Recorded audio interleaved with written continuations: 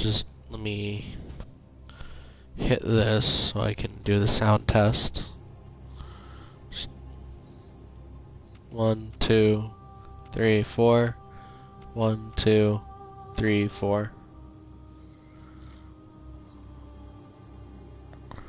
How's it sound?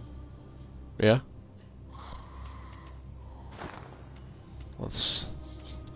Yeah, this is a little quiet. I mean, to be fair, like, most Souls games are very quiet up until boss fights, so it's... Yeah, that's fine. Alright. Alright. Welcome back, everybody.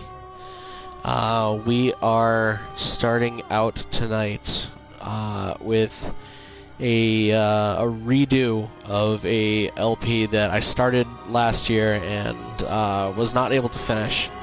So I thought it would be nice to come back to it, and I left it up to people on Twitter whether or not I should pick it back up or just start a fresh Let's Play. And the majority vote was to start over. So we are going to do so. So let's start it up. For those of you that don't know, Bloodborne is a Soulsborne game. It's from the creators of Dark Souls, Demon Souls, Sekiro, stuff like that. It is a very dark game, very gothic horror, and a lot of other things that, if this is your first time seeing the game, I'm going to leave much to your surprise.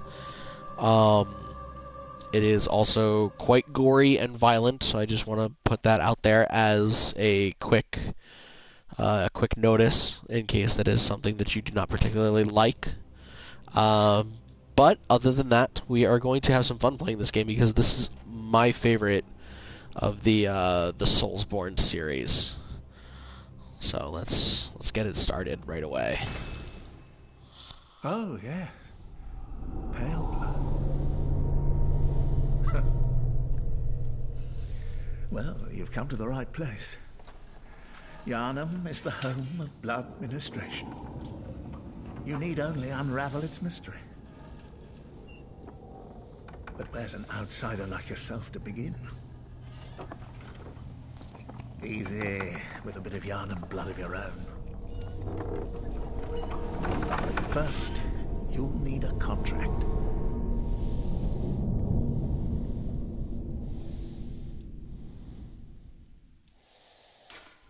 Okay, so this is a very lore-heavy game.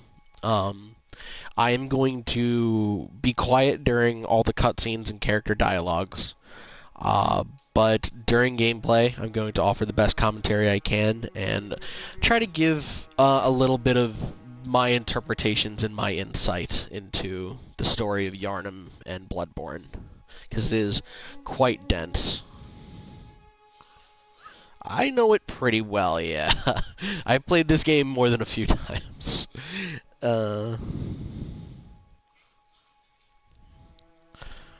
So let me just do this really quick.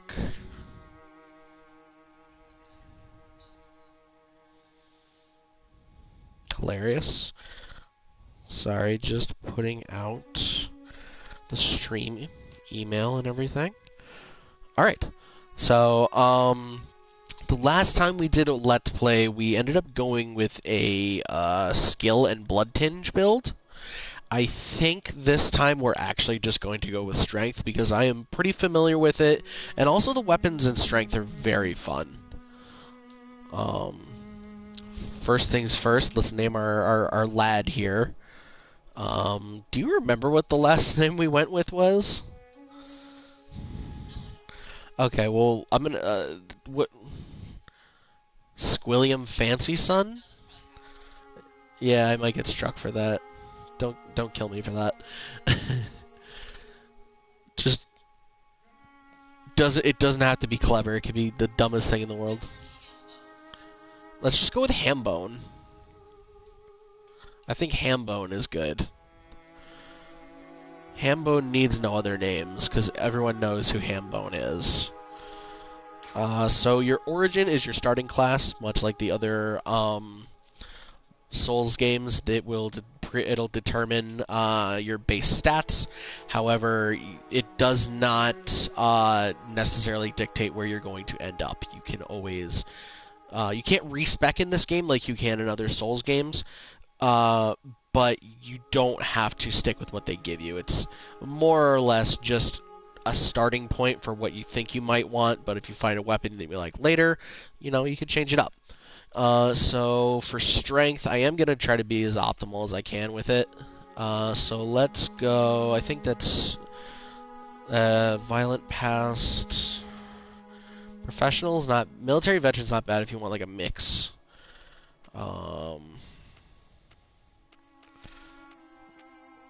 I think we're actually going to go with violent past because it gives the most vitality and strength to start out with. Appearance. Now here's the question, and I'm going to need the opinion of you guys really quick. Do we make it handsome, or do we make a monster? I think the last time we created a character, big handsome, monster please, and big handsome. Ooh, all right. Tell you what, we'll wait for one more to come in, just as like the tiebreaker then, because that is exactly a split. I could go either way. We're gonna have fun either way. Oh, the similar face mechanic is the most hilarious thing in all of Souls. You know what? I think we're just gonna do a monster. I think that's just what we're gonna do. Voice doesn't really matter. Build. I'm actually just gonna leave him standard, just because it doesn't affect the monsterness too much. What the build actually does is it actually just like stretches the textures of the armor out, and like it can kind of make things look kind of ugly. More or less, yeah. Alright, base skin color. Let's go with something. Let's make this boy pale. Face details, similar face. So this is how you make a monster in Bloodborne. You pick the similar face function and just go to town until it starts warping itself. Just keep hitting the X button.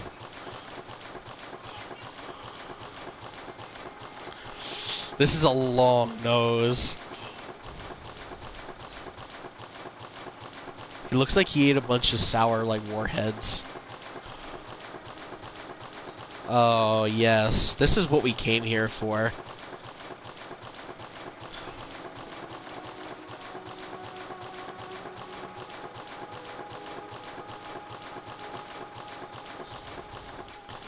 Oh, yeah, it's... Ugh. That's what happens when you eat too much turkey. He's starting to turn green.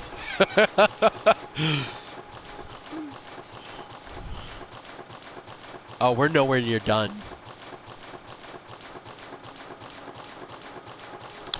Now we're starting to get purple.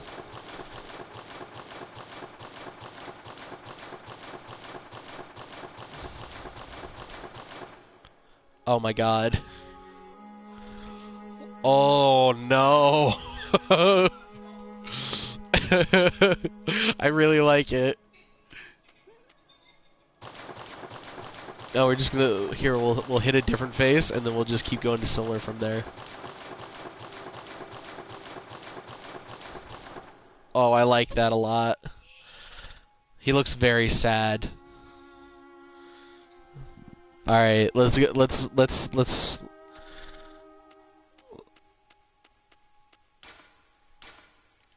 And now we're just gonna take some sliders. Similar face and then sliders. And then you know what we do after? We go back to similar face. He looks like a fish from like Finding Nemo. He's a very sad pig.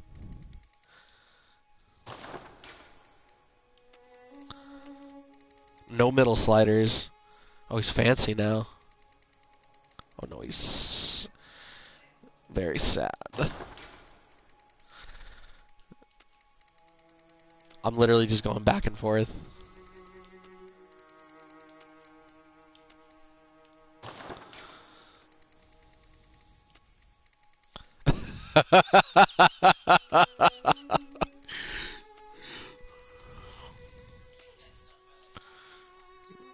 Oh, it has to go the other way. Oh no, it's starting to come back together now. It's a very good look.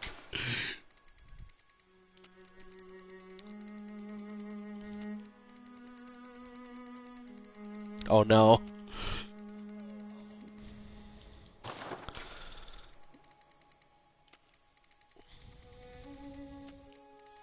Very happy to be here.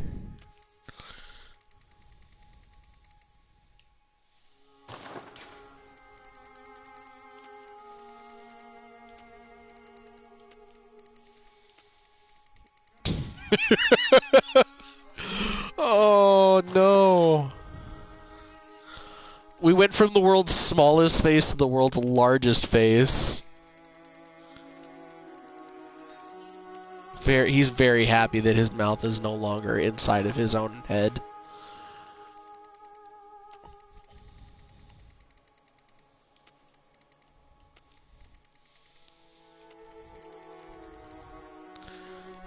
He looks like he just asked, like, a woman on Facebook for feet pictures.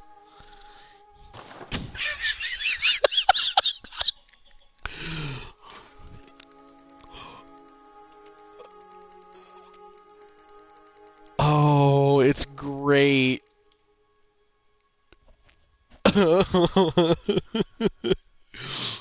If Come Here Kitten was a man. Oh, ew. I love it. Okay. I think we're gonna stick with this, but I have a new idea for a name now that I see this man's face.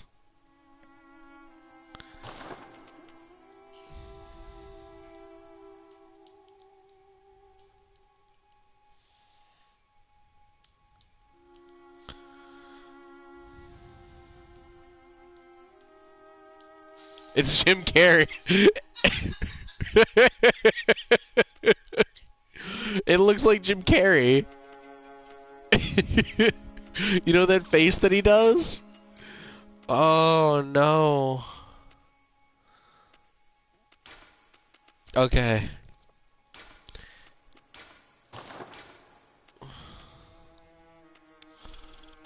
What hairstyle should we do? Oh, the E-boy. Ben Franklin, bald. That's the standard. Prince Charming.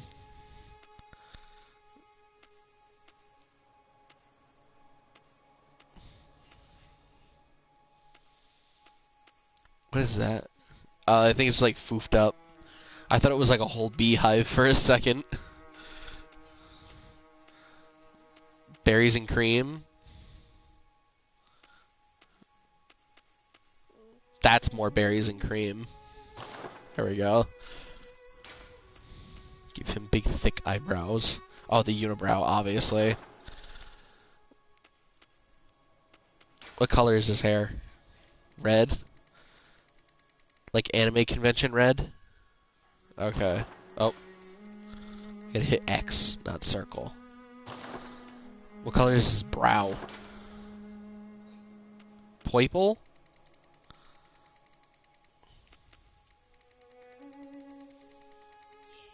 There we go. It does kind of look like ladies, yeah. Does he have a beard? I'm gonna say no, because I feel like it detracts from the chin. Oh, that's pretty good, though. Oh. That's definitely Jim Carrey from Sonic.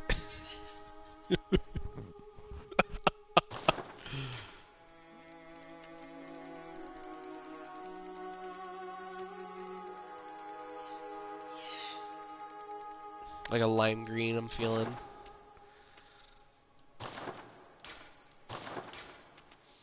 And of course, tiny glasses. You're not cool unless you have your tiny gothic sunglasses. Oh no. I feel like the skin isn't right. I feel like it's too normal.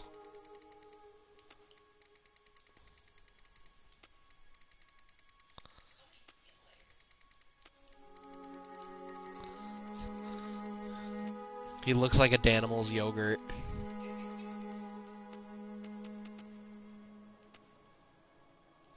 There we go.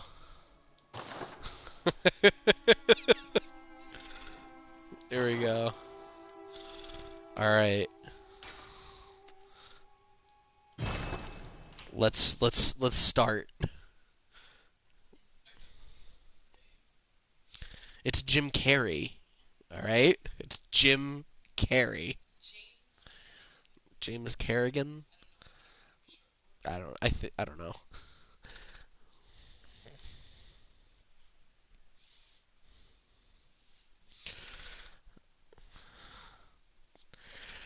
Okay. So, all to start off, all that we know thus far. Oh, actually, there's a cutscene, so I'm gonna shut up.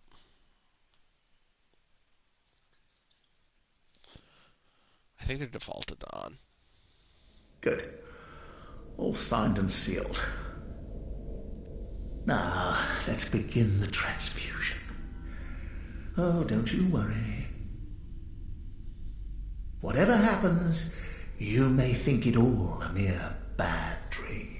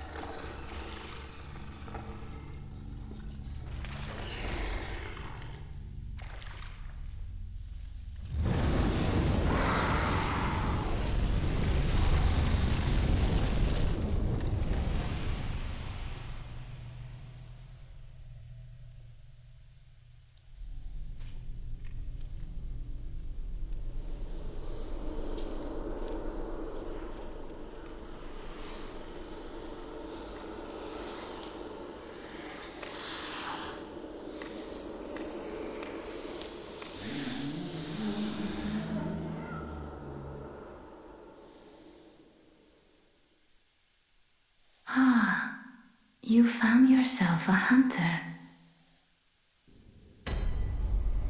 Okay. So there was a lot going on in that initial cutscene. So all that we can discern for now is that we are a person who has come to the city of Yarnum, the home of blood ministration, for whatever reason. Assumedly, we are sick or something like that, and we blood ministration, obviously meaning the medical application of blood. They did something to us, and that's kind of all we knew. It's kind of trippy. There's a lot of unknown variables here. We do have a note to start off with. Handwritten scrawl. Seek pale blood to transcend the hunt. Again, we have no idea what that means. So we're just gonna keep it on, keep it on.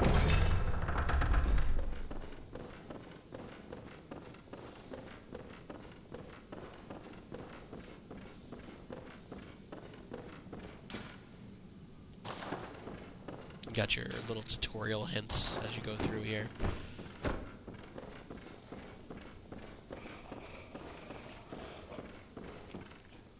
Ooh. I always forget how gruesome this initial encounter looks. It's really nasty.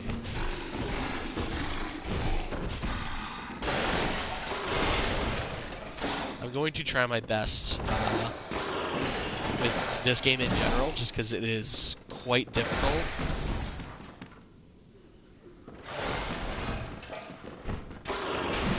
But we'll see how it goes. There's gonna be some deaths. I just won't lie to you. That's just the nature of FromSoft. Come at me, dog. Oh, are you stuck? Oh, he might actually be stuck. Oh, no, he's not stuck. He fucking baited me. Oh, he actually is stuck. He's a little stuck. Ah. Oh, okay. That's okay. That's okay. Let's, should we keep a tally?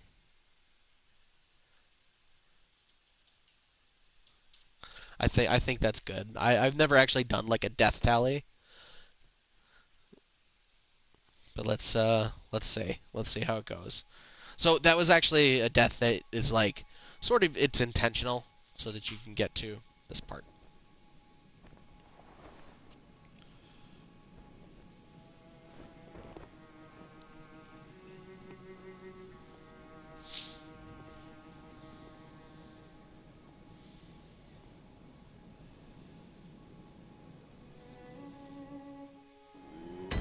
Okay. So here we are in the Hunter's Dream. This is going to be basically the hub for us for the remainder of the game, obviously. It serves as our place to level up, to upgrade our equipment, things like that. Speaking of equipment, we have here our little buddies, and they have for us a gift. The messengers offer you a trick weapon. Choose one. Trick weapons are wielded in the right hand and are employed in beast hunting. So, here we have 3 different choices. Most of them don't really matter. There is one specifically that you should go for if you're running like a more dexterity-focused build. So we have the saw cleaver, one of the trick weapons of the workshop, commonly used in hunting in the hunting business. This saw, effective at drawing blood of the beast, transforms into a long cleaver that makes use of centrifugal force. Excuse me. Yeah, centrifugal. That's what? Centrifugal. Is that what I said? Yeah, that's not right. Centrifugal. Yeah, it's bad. It's centrifugal force. This saw is set with bloodletting teeth, has become the symbol of the hunt, and grows in effectiveness the more grotesquely transformed the beast. Then we have the Hunter's Axe. One of the trick weapons retains the qualities of an axe, but offers a wider palette of attacks in transforming, boasts a heavy blunt attack leading into a high rally potential. No matter their past, beasts are no more than beasts. Some choose this axe to play the part of the executioner. And then you have the threaded cane. Sufficiently deadly as a rigid-bladed cane, but also serves as a whip when its blade is split into many. Concealing the weapon inside of the cane and flogging at the beast with the whip is partly an act of ceremony, an attempt to demonstrate to oneself that the bloodlust of the hunt will never encroach upon its soul. So this is the dex weapon. Is the quick sword and the whip. It's very cool, and it's what we started with our last playthrough. But we're actually just going to go with the Hunter's Axe. I prefer it over the cleaver, and it is just I just like it. It's an axe. If you know me, I like my axes. We also offer you a firearm. Firearms are wielded in the left hand, are employed in beast hunting. So, in this game, guns are mostly used for parries. There's very few weapons in the game in terms of guns that are actually used for like ranged combat. A lot of this game is they really want you to be aggressive. That's what the axe in the description it said a high rally potential. Rally is the system in the game. It's a game mechanic where if you get hurt, if like somebody slashes at you and you immediately start attacking, you could actually restore some of that health. That's what rally is. Yeah, it's a term that you don't really see, but like when you do see it, you're like, oh, what's rally? So that's what rally is. So the guns are mostly used for parrying, and whatever gun you choose, actually, they have a faster or a slower shot. It just depends on like what you're more comfortable with. If you want to like, if you're better at parrying, like the pistol is, it offers a little bit more like variety, whereas the blunderbuss is like it makes it a little easier to parry because it hits multiple times. But it has a I'm explaining this incorrectly. So the blunderbuss has more of a chance to stagger than to parry. Whereas the blunderbuss has more of a chance to parry than to stagger, because the blunderbuss actually shoots multiple times in a scatter, because it's like a shotgun. So we're gonna go with the hunter's pistol. It's just usually what I pick. Those are employed in the left hand. You could actually have 2 weapons in each hand for each hand that you could just kind of swap back and forth to by pressing the buttons on the D-pad. And the notebook. What does the notebook actually do? I think that actually just lets you leave messages. It's not super important if you don't plan on doing that a lot. And these are the headstones, which go to different places. But currently, we only have this one, the Yarnum headstone. It allows you to awaken in different locations. It's your travel system, basically. So we're going back to the first floor sick room, where we are going to take our revenge on a nasty little beast that baited me.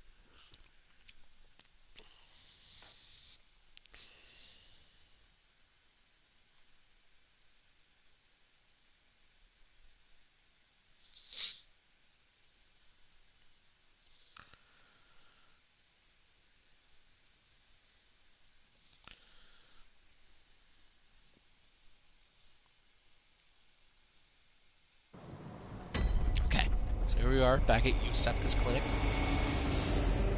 And let's give this another round. There's our blood echoes from before. Basically, your soul is your currency for leveling up. If you die, you will drop them. And in this game specifically, enemies have a chance to pick them up when they kill you. And if they pick them up, then they're even tougher when you come back. Yay.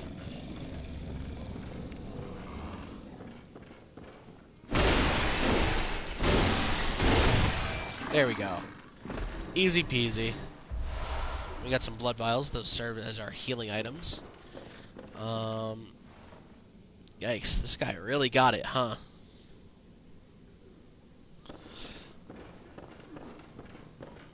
Let's see. So, let's grab here. Got some more blood vials. It's very cool. Circles to sprint. I'm also re-familiarizing myself with the controls of this game because it has, in fact, been a year since I played. So you got light attack on R1, heavy attack on R2, and you can actually charge that up. And if you get a fully charged attack, most of the time you'll get like a stagger or something. Quicksilver bullets for our guns. Let's actually read some item descriptions really quick of our items. Where are they?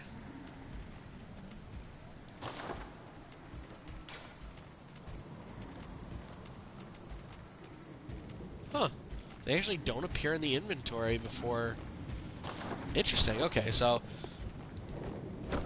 Oops, we accidentally used a blood vial. Awesome. We're off to a rip-roaring start. So, Quicksilver bullets are actually bullets that are infused with the blood of the hunter so that they could actually affect the beasts of the world. I will never get over how beautiful this scenery is. And how beautiful we are. Some more blood vials.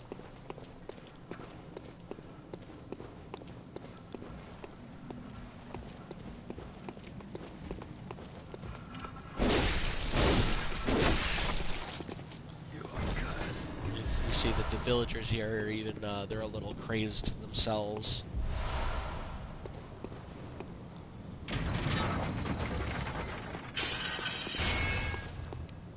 Dropped us a ladder, which we'll climb. Let's just go So, weapons actually have two functions in this game. As you might have known, they're called trick weapons. So you can actually transform them to kind of do combos. So the axe actually extends into a long halberd. And it's really good. Like, it is a really good weapon. Some Molotov cocktails. But it's important to note that for most trick weapons, while they're transformed, you actually can't use your gun.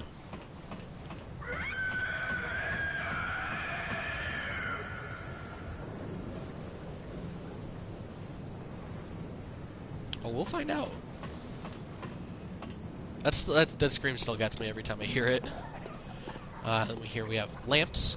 These serve as like the bonfires, if you know anything about Soulsborne games at all. They allow you to return to the Hunter's Dream. We actually have an NPC that we're going to talk to. Oh, you must be a hunter. And not one from around here either. I'm Gilbert, a fellow outsider. You must have had a fine time of it. Yarnum has a special way of treating guests.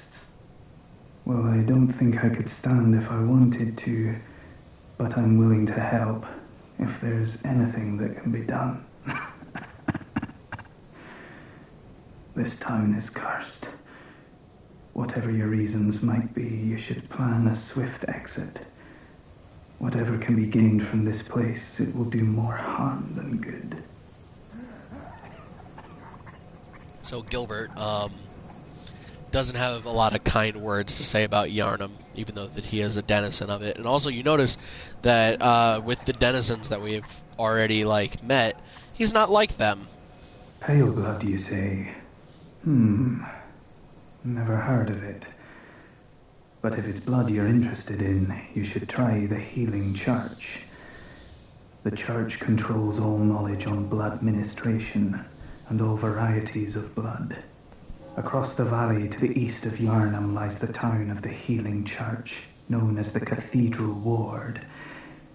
And deep within Cathedral Ward is the old Grand Cathedral, the birthplace of the Healing Church's special blood, or so they say. Yarnumites don't share much with outsiders.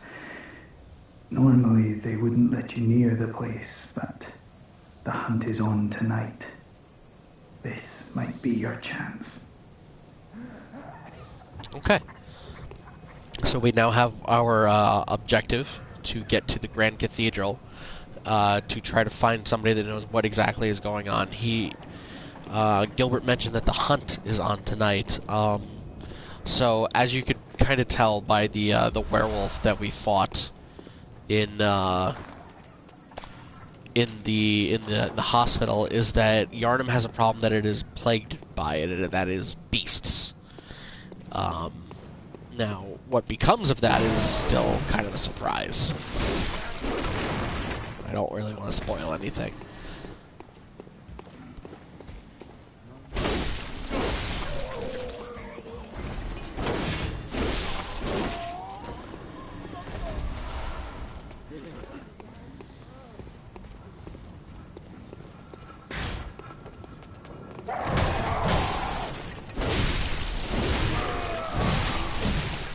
Oh. So you see that we actually did lose some health there, but we attacked back, and it did restore us some health. So that is a very important mechanic. I'm just going to open up a small little shortcut here for us. Not a very effective shortcut, but still one nonetheless. It's important to have all routes open to you in these kinds of games.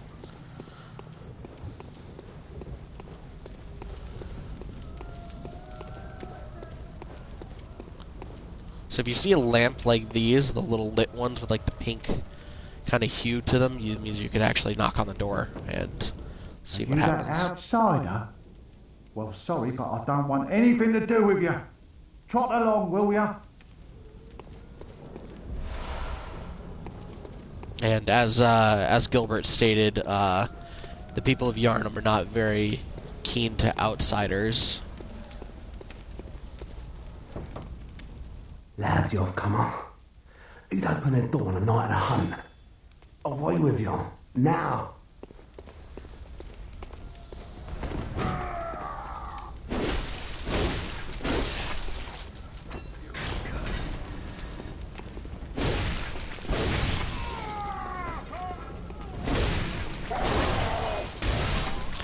There's a big reason why a lot of people actually that speedrun this game go with the axe. It's so good.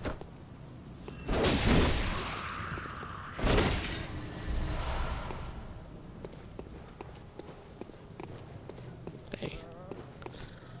We have an item up here. Oh shit! I forgot. I'm sorry, that scared me. I forgot about this guy. Oh, there is a couple times in this game where they do in fact get you. They try it again. There's a couple very good jump scares in this. You can see right away that there is just like a lot of very weird and strong imagery going on. They're kind of looks like they're burning one of the werewolves at the stake here. Which is something I didn't actually initially notice. I thought it was just like a big fireplace. Or like a bonfire. But it's actually really messed up.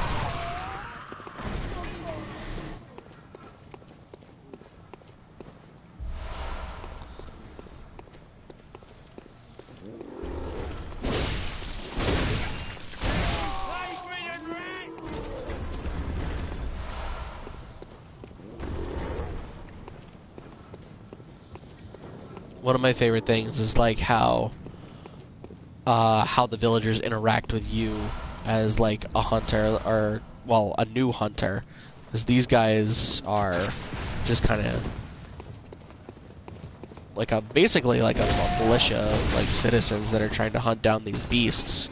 But you can see that they're just kind of attacking on sight, and you can even see that right away that something's going on, that they're not exactly human. They're kind of, their skin is gray, they're full of hair, and you can kind of surmise at this point that the beasts are the citizens themselves.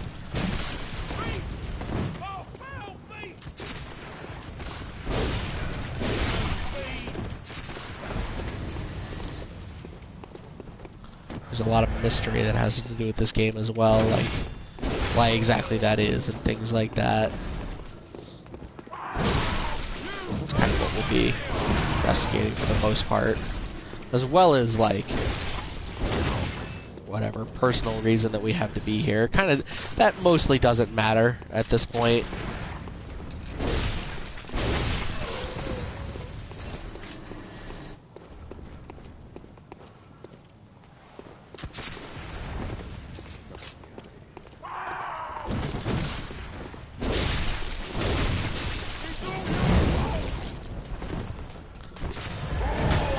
Enemies do hurt in this game, like a lot more than I feel like other games.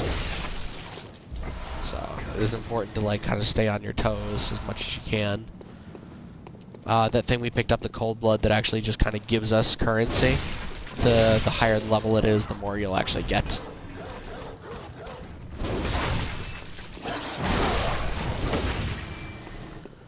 Okay, so we have a few things here. Come on, buddy. Gotta take advantage of the ragdoll while we can.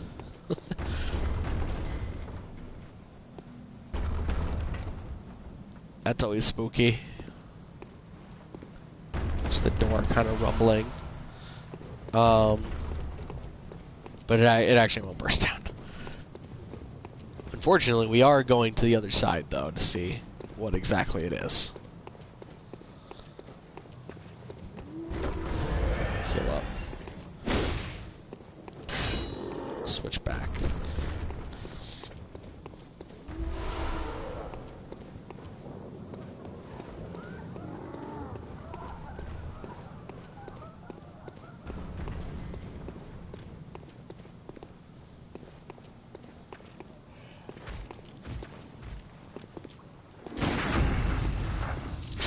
Yeah, so that's the parry is you actually shoot, and then you could actually follow it up with a counter attack, which does a lot of damage. It's very good, but it requires very specific timing.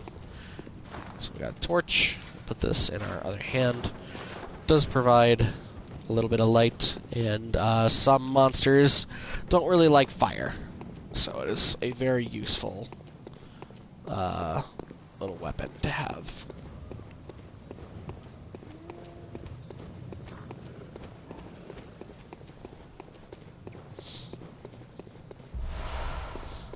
I feel like a lot of I don't know how to I feel like Gothic isn't really like something that is like used as an aesthetic much nowadays. I don't know. Is it just me? Not as of late.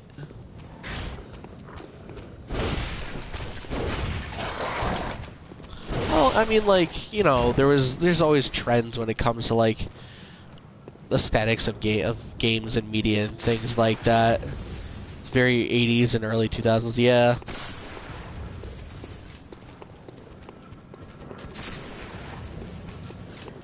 I'm trying to like separate these guys because this group is actually kind of a pain in the ass.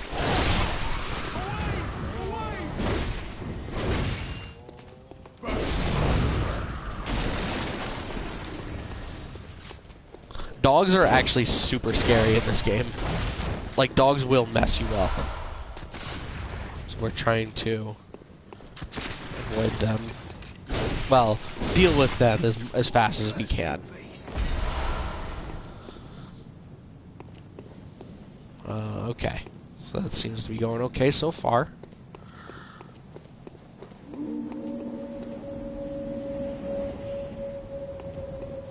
So those werewolves, those guys are a lot tougher than the ones we fought in the hospital. So we're gonna avoid them for now. So we have more things to do. Pebbles, more pebbles. The best item in the game. Like, I'm not kidding you about that. They allow you, you throw them at enemies, and it allows you to kind of get them to come to you, so you can kind of fight them one-on-one more advantageously. We're actually going down here. This is actually like an optional little path. We're gonna go down here first though, because we need some new gear. We're looking a little. I mean, we're gonna get really bloody throughout this game a lot, but if that's gonna happen, we might as well look good doing it, you know.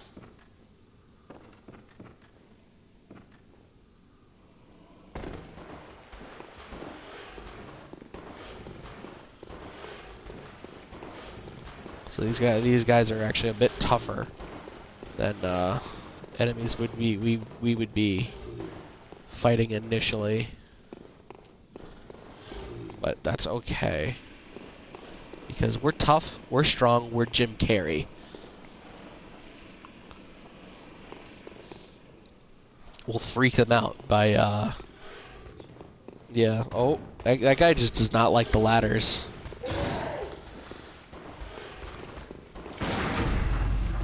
Counters are our best friends against these guys. They have very telegraphed attacks, and that will allow us to just kind of take advantage of them and make our job a lot easier because they can be quite tough.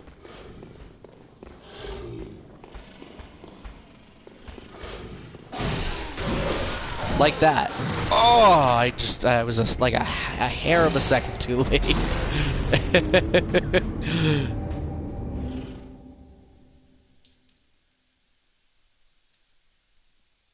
Yikes.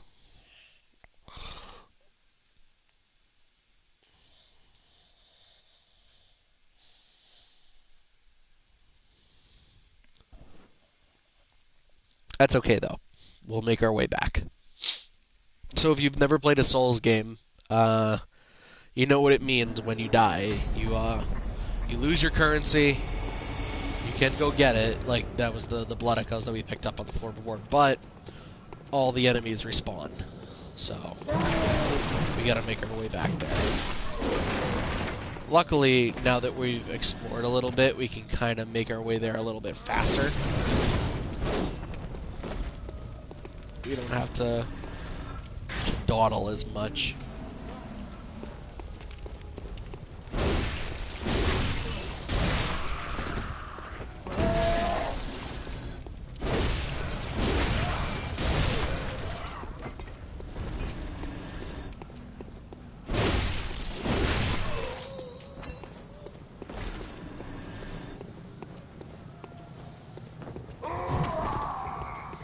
Specifically with this part, the hunt, I guess some would call this, like the pack, I've heard it referred to as, this catches a lot of people because it is in fact a lot of enemies.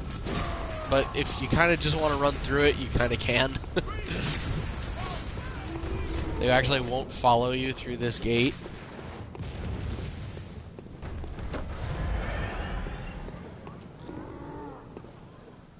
I'm actually just looking behind to make sure that I don't look like a liar.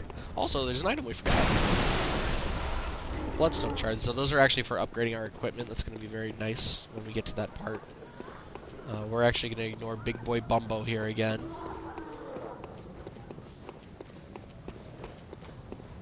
We're actually just going to, like, basically run on and ignore everybody. As long as we don't get stuck. Because enemies will only follow you so far. Let's just check to make sure nobody is, nobody's following us. Nope, looks like we're okay. Alright, back to business.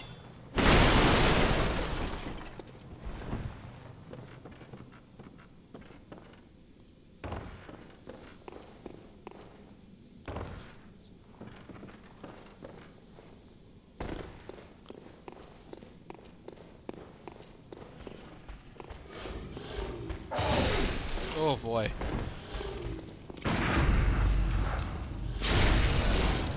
Some of their attacks come out faster than other ones. One good thing about these guys is that they do... Ooh, he picked up our blood echoes. That's not good. That means he's even tougher than he was before. He killed us in, what, 3 hits?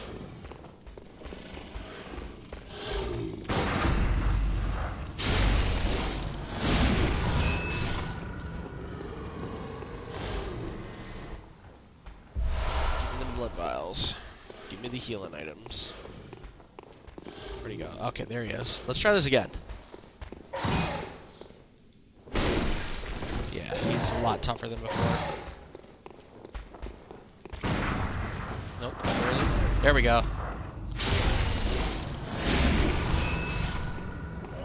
Much better. And we got our blood echoes back too. That went about as good as it could have gone. One other thing, so you can only hold 20 of each item, and then once you reach that limit, they'll actually go into your storage back at the Hunter's Dream. One thing you can do with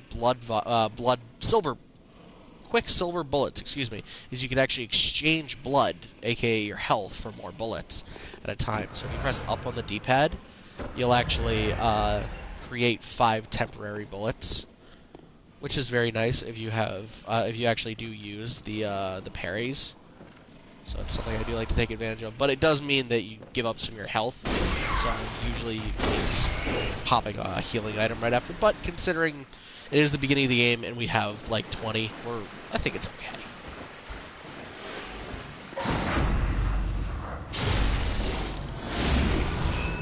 Ooh, this guy big tough.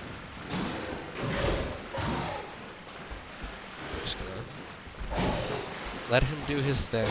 Oh, not that, though. Not that thing. Don't do that thing.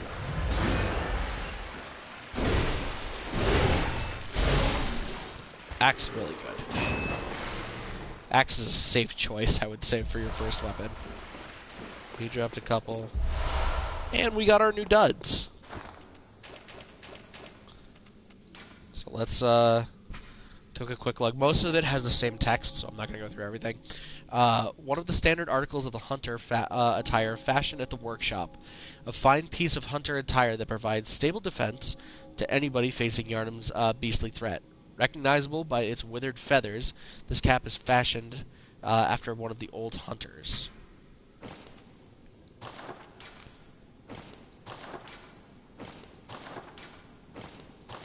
Much better. You can still see the hair, too, which is the most important thing. Nasty rats. It's not a video game without giant sewer rats.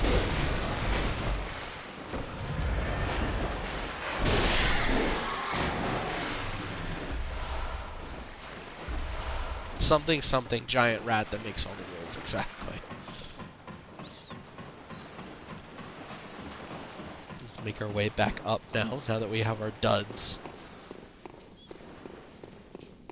And because I'm actually playing it online, you're gonna see kind of phantoms that that appear every now and then. Those are just other players.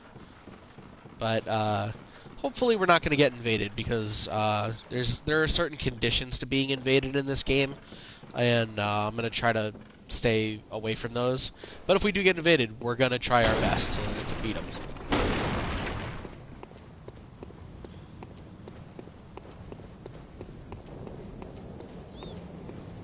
Okay. Now, you remember how we said we have to avoid those werewolves? We actually have to run past them. We're still not fighting them. That is like a non-option. We're just gonna run past them. We're gonna go down here. Excuse me, my friend.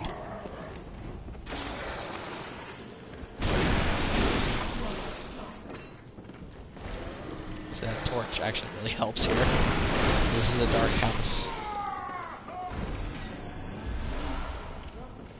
Cold blood dew. Some more blood vials. The werewolves cannot come in here, but they will hit you through the wall, because that is just how video game hitboxes work, unfortunately.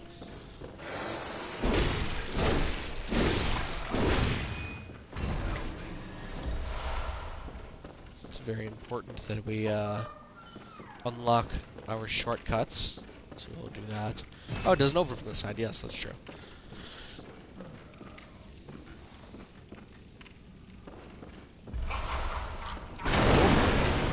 Forgot he was alive.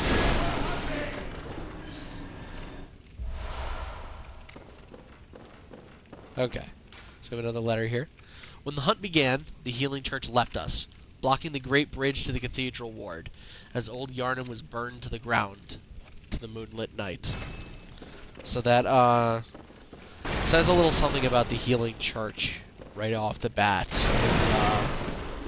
Maybe the interest that they have in mind may not be for the citizens, you know, more themselves. Yeah, a little topical, I suppose. We have a nice big shortcut here that leads us right back to Gilbert and our lamp. Very nice.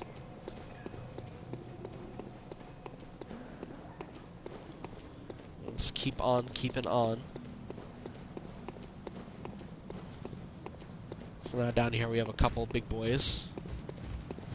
This is usually where the pebbles would come in handy, but because they were so close together, they both aggroed me at the same time. Not exactly my preferred method of how to do this. But I'm not trying to die, though.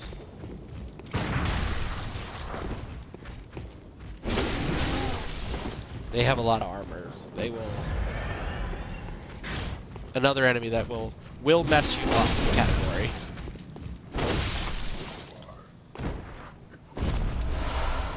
But they do drop some blood vials. Oh, it did, 100%. This weapon does have a very high rally.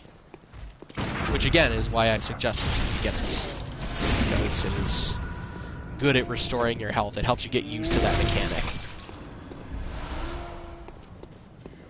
We can't go down there yet. I can show you why. There's actually an elevator. but it is closed off and it does not work this way. It comes from the other way, so it'll be a shortcut back to here.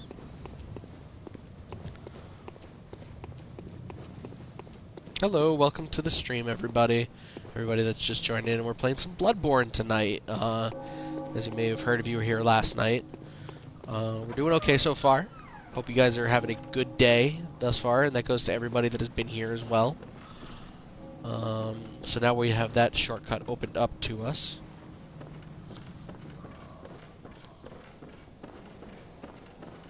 So let's carry on. So we're actually standing on the Great Bridge. This is in that note. This is what that note that Yarnamite left behind was mentioning. Oh yeah, the crows. This is where you meet them. They're gross. That's why. They are absolutely nightmarish.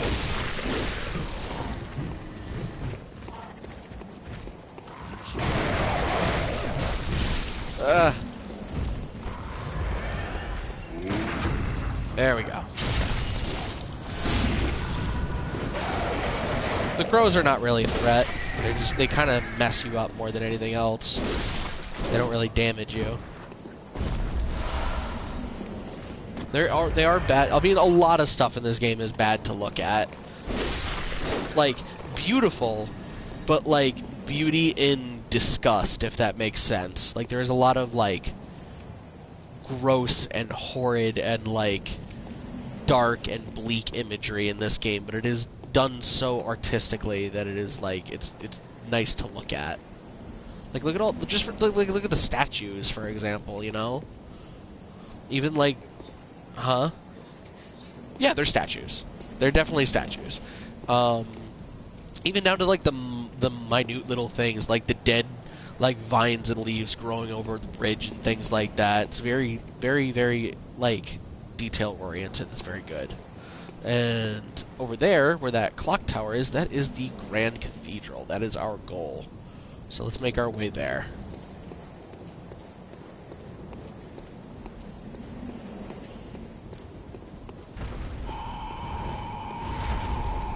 Okay, boss time.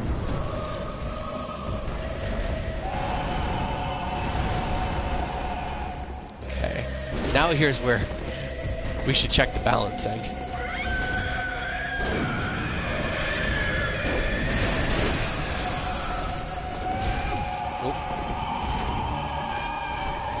Okay, this guy is very dangerous and very cool. We are going to try our best to get him on our first try. No guarantees.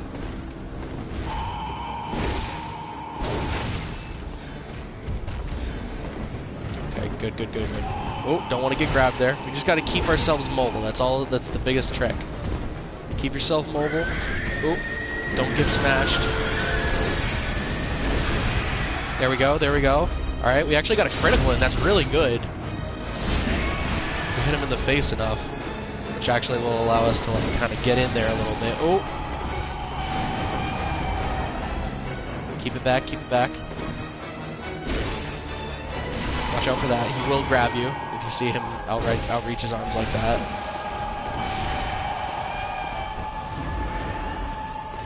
Just waiting for him to kind of do something. Oop. Get the rally going. Nope, he went too far. Okay, so that's them actually restoring their broken limbs. There you go. We broke it again. He's mad.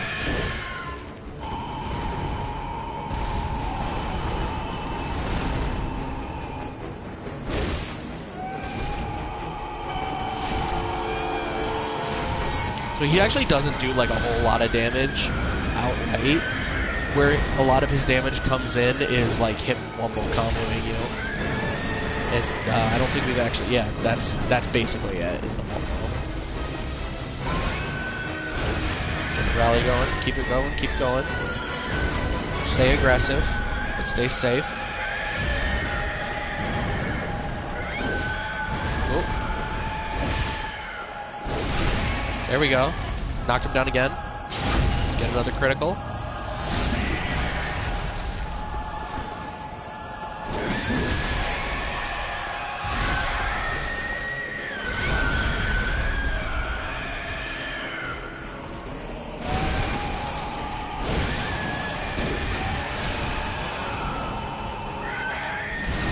Ooh. That does a lot of damage. Archie's gonna heal him twice. Come on, buddy. You stay in my rhythm. I will definitely take the free damage there.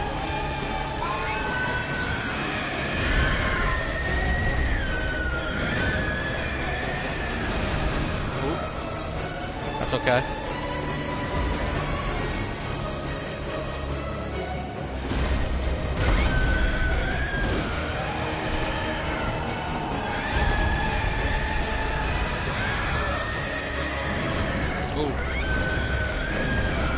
Extended his combos a little bit more now, you say? It's okay. It's okay. We didn't get grabbed.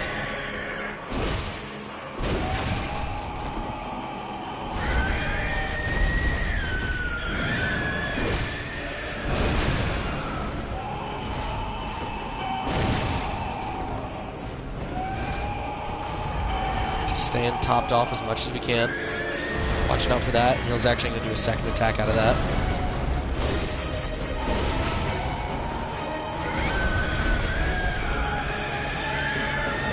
Oh, I fell into it. Oh, just gotta watch out for the extra. That's okay.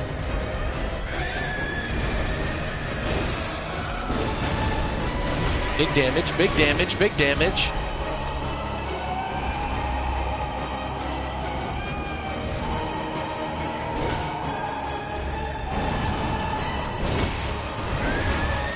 Oh, what's he doing? I lost control of my camera.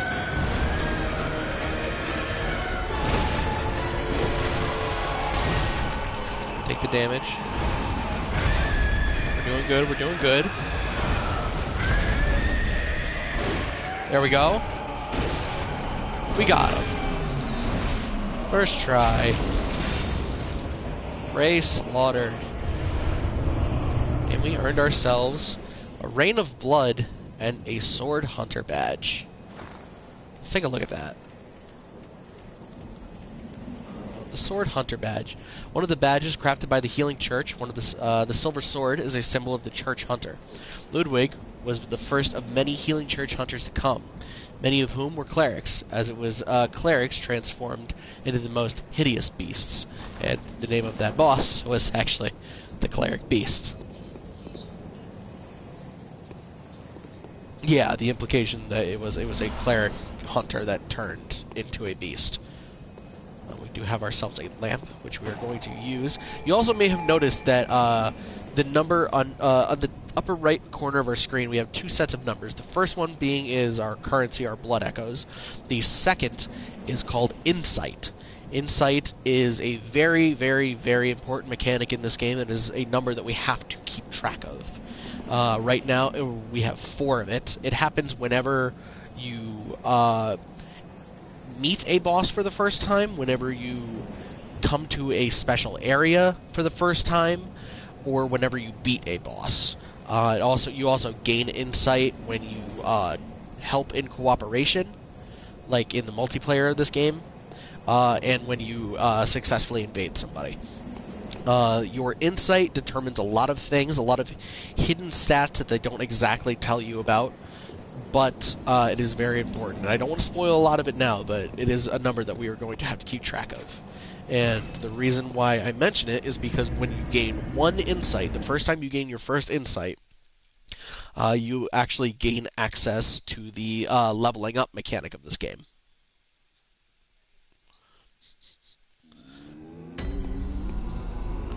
You notice that we have a new friend here. Hello, good hunter. I am a doll, here in this dream to look after you. Honorable hunter, pursue the echoes of blood, and I will channel them into your strength. You will hunt beasts, and I will be here for you to embolden your sickly spirit. Okay. So we actually give her our Very blood well. echoes. Let the echoes become your strength. Let me stand close. Now shut your eyes. And we can actually choose which of our stats we would like to level up. You see that we have a total of 8195. The required level is 829, and then that will spend it, and we can keep going. So we actually have quite a few levels. We have, what does it look like, 8 levels. So I'm actually going to hold off Farewell, for right good now. hunter. May you find your worth in the waking world. Because we have some other things to explore with the hunter's dream now that it is open to us. First of which being, we have an item right here. Consume insight and ring the beckoning bell to enlist the cooperation of hunters from other worlds. The silencing blank and such forms of cooperation.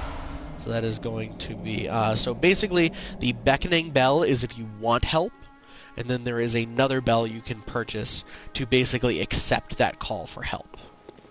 And then we also have consume insight to ring the old bell, the old hunter bell. So that is for something else entirely. Yeah, that's for NPCs. So let's actually talk to her. I think she Welcome has more home, to say. good hunter. What is it? Did you speak with Gehrman? He was a hunter long, long ago, but now serves only to advise them.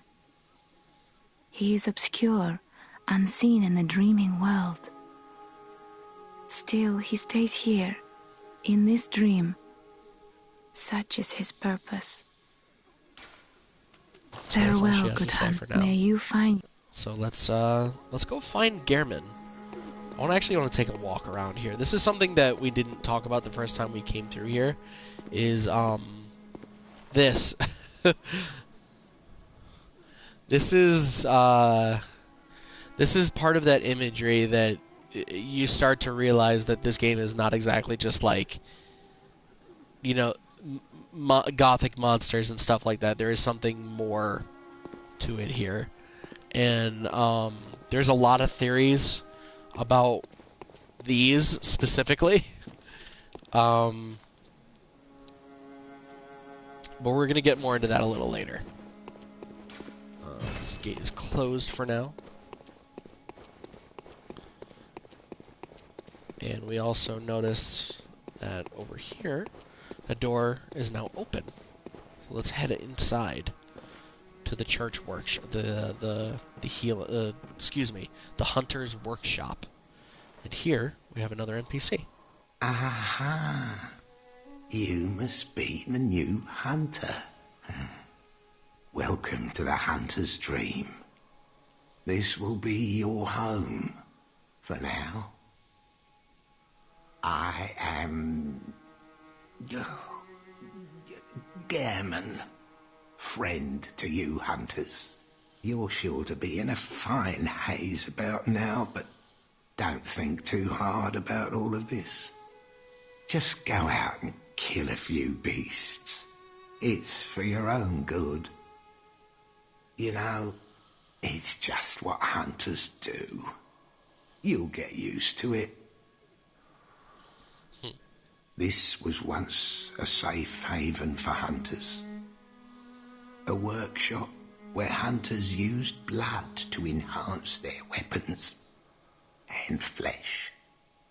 We don't have as many tools as we once did, but you're welcome to use whatever you find. Even the doll, should it please you.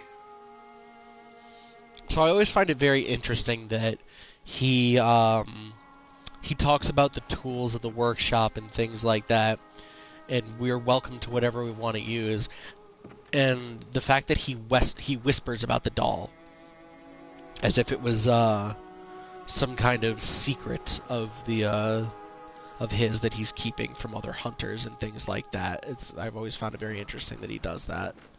And like he said, here we could actually upgrade weapons to make them stronger. You could also repair them. Repairing is not really necessary a lot of the time. Item degradation is... It doesn't happen a lot in this game. It is very, very, very slow and near useless. Let's see. To escape this dreadful hunter's dream, halt the source of the spreading scourge of beast, lest this night carry on forever. So we have a little bit of insight right away as to what our main objective is. You also have a garden out back here. What? Yeah, I mean, it is assumed that you came to the town during the day, and so there is actually, like, a course of time through this game, I guess. It works a little bit weird, but, like, there is, like, at certain points of the game, you know, you are at this point during the day, you know. The last thing we have are these fountains. So these fountains will actually allow us to purchase different items and things like that. We have a fountain here that actually allows us to buy things not with blood echoes but with insight, which is interesting because they offer things that you can't normally find in other places, but at the cost of your insight, which again, as I said, is, you know, kind of an important resource. And we have the fountain here, which allows us to buy more general items, but it's all with blood echoes. We could buy vials and bullets, antidotes, cocktails. We're actually going to buy this hand lantern as well. It's kind of useful right away. And we are also going to buy our maybe the weapon that we're going to use for this playthrough.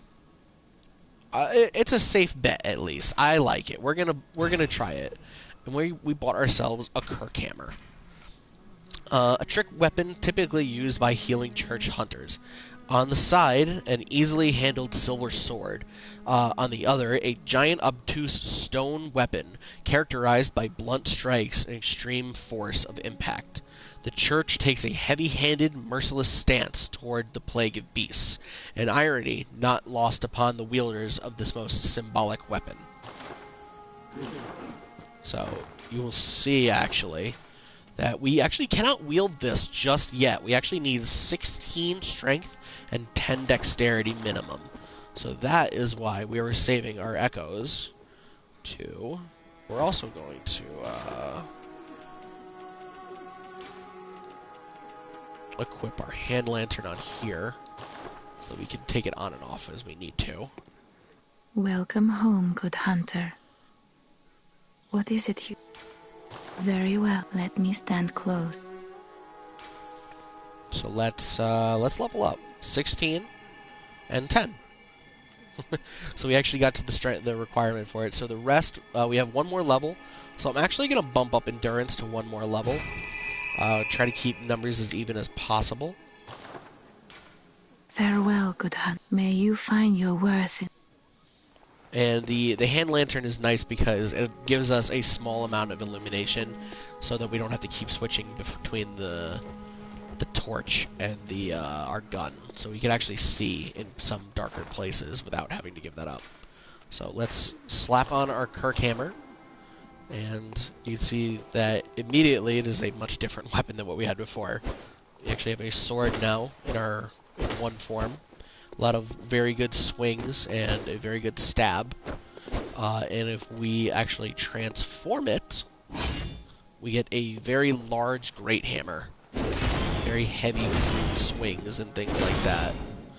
Very cool weapon.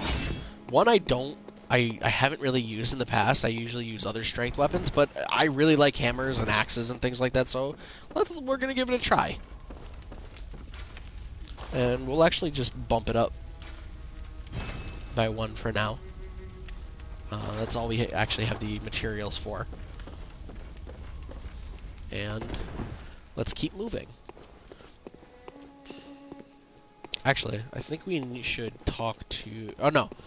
Let's go back and we will talk to Gilbert, because I think he has some new insight for us in terms of what we should do next.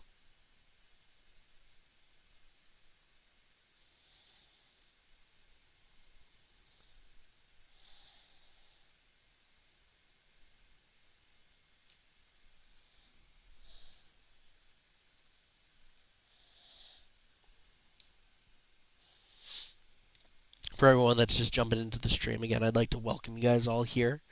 Thank you for joining us tonight.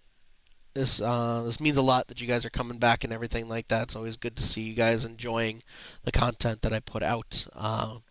We're gonna try to keep it up. One thing I would like to note really quick: if you guys would like to see the stream a little more focused on like Mortal Kombat and like fighting games and things like that, please let me know.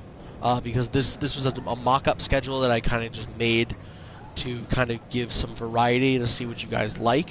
But if you guys want to see something more focused, please feel free to let me know, whether it be in the chat or on my Twitter. Please just let me know, because I want to put out whatever content you guys like best, you know. Without further ado, let's talk to Gilbert again. Yes, I see. But the Great Bridge is the only way to the Cathedral Ward. And during the hunt, the bridge is closed. You could try the aqueduct. There's a rather, how shall I put it, colourful area south of the Great Bridge. From there, an aqueduct leads to the Cathedral Ward. Not a place you'd normally want to visit, but I don't imagine you have much of a choice, do you? Okay. So, south of the Great Bridge, so we could actually cut through there. It gets us a little faster. If we, in fact, cut through our house here. Okay, these guys really quick, so they don't bother to follow us. And Grandpa will always drop us some quicksilver bullets, so it's always nice to get some extra supplies. Nobody has ammo like old boomers. So, this is actually where the Great Bridge is. We forgot this item right here. Actually grab it. And we're actually going to head south from here to the next area, to where we're supposed to go, per the advice of Gilbert. And we're going to take out these dogs before they have the chance to get out of these cages. So the axe has a higher rally potential, but overall this weapon does more damage, so I think it's a more interesting weapon to use. Let's try out the hammer, actually. It is a slower weapon, transforming the hammer, but you see it takes one hit to kill the dogs as opposed to two. But important thing to remember is that you can't use your gun while you are... You're a hunter, aren't you? Then, well, do you know of any safe places? Do I know any safe places? I've heard I have. Shutting up indoors isn't always enough.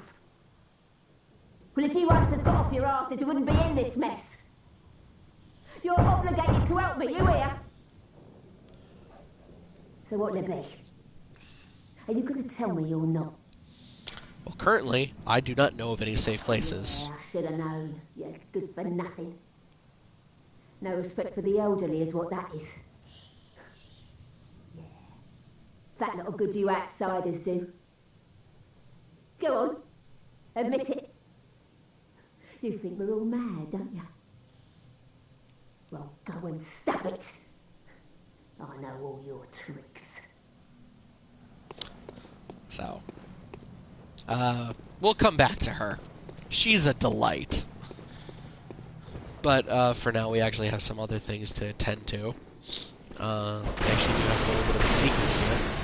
We're actually going to go up into the rafters of this building rather than go downstairs right away, because there are a couple of items and actually an NPC to meet. Granted, we don't fall to our death. I always get very nervous on these rafters.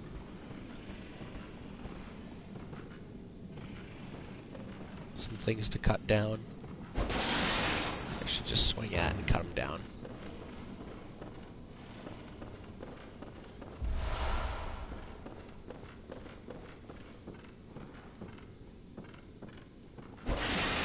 we go. Okay, we got those. That's nice. So let's go talk to our NPC buddy, who we are not going to mess up this time, because the last time I did this playthrough, I messed her quest up, and we are not going to do it again. I will make sure of it. Oh, a hunter, are you? And an outsider? What a mess you've been caught up in. And tonight of all nights. Here, to welcome the new hunter. Prepare yourself for the worst. There are no humans left. They're all flesh-hungry beasts now. Still lingering about. What's wrong? A hunter unnerved by a few beasts? No matter. Without fear in our hearts, we're little different from the beasts themselves. What are you still doing here? Enough trembling in your boots. A hunter must hunt. So, this is Eileen. She is very cool, and we are going to see her a little later. An important thing that that she says, you know, she actually has a lot to say, but some of the important points being that, obviously, this is a scary environment, and being without fear means that you're succumbing to beasthood almost. So it's okay to be afraid, but you have to press on as a hunter, which is, you know, a very, very nice set of sentimental words. Another thing that she notes is that everything is fucked here. It is not just a normal hunt. Everybody is a flesh-hungry beast, and that we should be careful.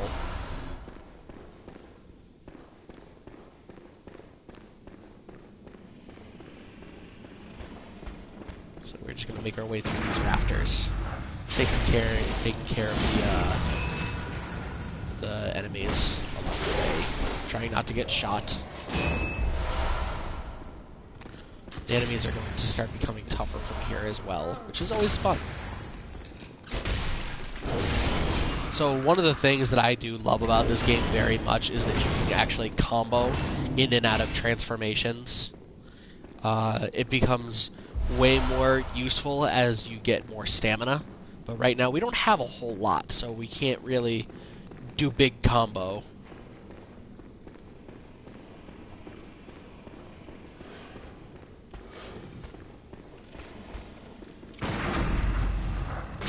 We're still gonna do our best. Relatively big. It's bigger than in most Souls games. The question was, in case you didn't hear it, how big is the timing window for the parries? And it's typically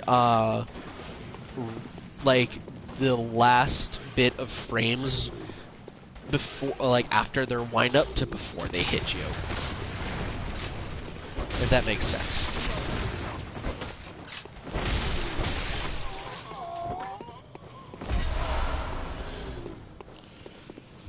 Yeah, right in between. There's a sweet spot of when you can hit them. Really funny. I swear I saw another werewolf come out here, or like a beast man. Oh, there he is.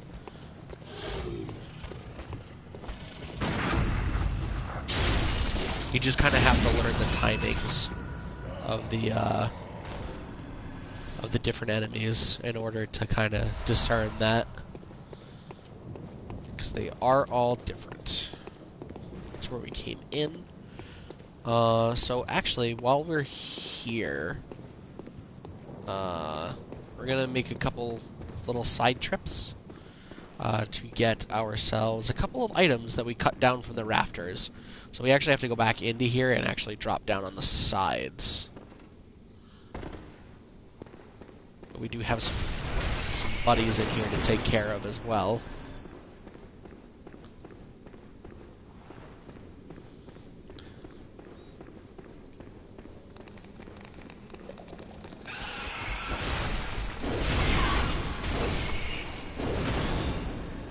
love the hammer. I actually really like how this weapon works. The only way to get out is actually to go down and then back up and around. So it is a little bit of a slog, but it is okay. The Madman's Knowledge, I will read that in just a moment. Please don't let me forget. As well as Bloodstone Charts, I think I should read. I don't think I read those yet.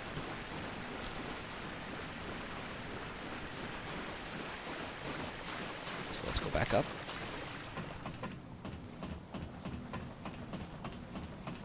And now we are right back at the entrance. And let's take just a quick second to read some items really quick that we got. Madman's Knowledge. Skull of a madman touched by the wisdom of the Great Ones. Used to gain insight.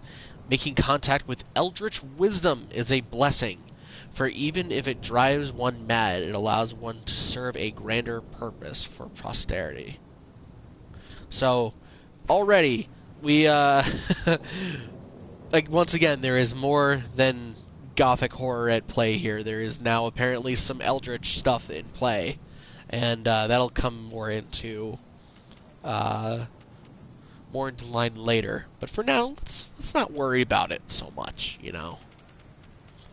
We also have upgrade materials, bloodstone shards. A solid shard that forms in cold blood. After death, a substance in the blood hardens, and that which does not crystallize is called a bloodstone. At the workshop, these bloodstones are embedded in weapons to fortify them.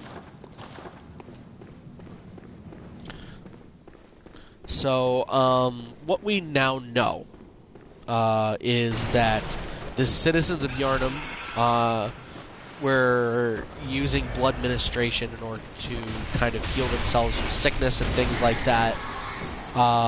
And the blood that they used was beast blood. And it turned them into these things. Beasts. Almost like it was a bad idea. But hey, man, that blood medicine sure worked for a little while. We also picked up a saw spear, which is a weapon.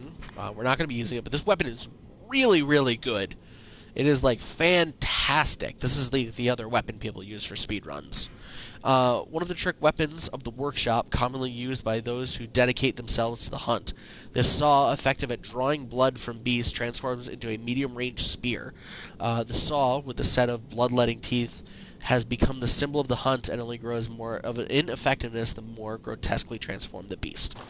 So it is a fantastic item because I think it actually inflicts bleed. And it is just a fantastic, like, when you upgrade it more and more, it is a really, really good weapon. But it is not a weapon we are going to use because we are going to be using strength. That is more of a dexterous weapon. Kind of, actually, it's more middle ground. So if you're very good at balancing your build, it's a very, very good weapon for that. But we're going strong boy. Strong boy Jim Carrey. And the strongest man in the world, because he draws like Ringo Starr. Not exactly, but Jim Carrey did some weird paintings for a while.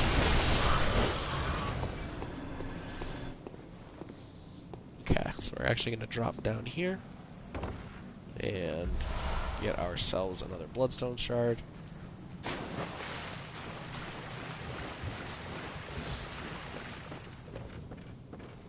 And before we head down into the aqueducts, we're going to head up this way. Okay. To get ourselves a little item that is hidden up here. And unlock a shortcut.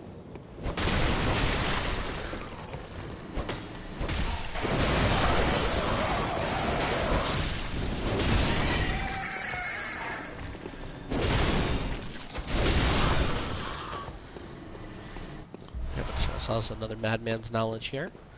And sometimes they'll drop pebbles for us, which is very nice. Sneak up on this guy here.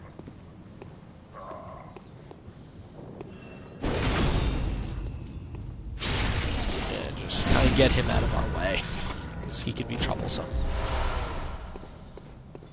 Head up this ladder. And we actually have another NPC we're going to meet. Who are you? I don't know your voice, but I know that smell. Are you a hunter? Please will you look for my mum? Daddy never came back from the hunt, and she went to find him, but now she's gone too. I'm all alone and scared. Really? Oh, thank you. My mum wears a red jeweled brooch. It's so big and beautiful. You won't miss it. Oh, I mustn't forget. If you find my mum, give her this music box. It plays one of Daddy's favourite songs. And when Daddy forgets us, we play it for him so he remembers. Mum's so silly running off without it. Okay, so we met the young girl who gave us a simple task of finding her mother. And if we actually open up this gate, that actually gives us a very nice shortcut back to the other side of the Great Bridge where we headed up in the beginning. But we're not actually going to head that way right now. We're going to head down into the aqueducts to do our job and find our way to the church.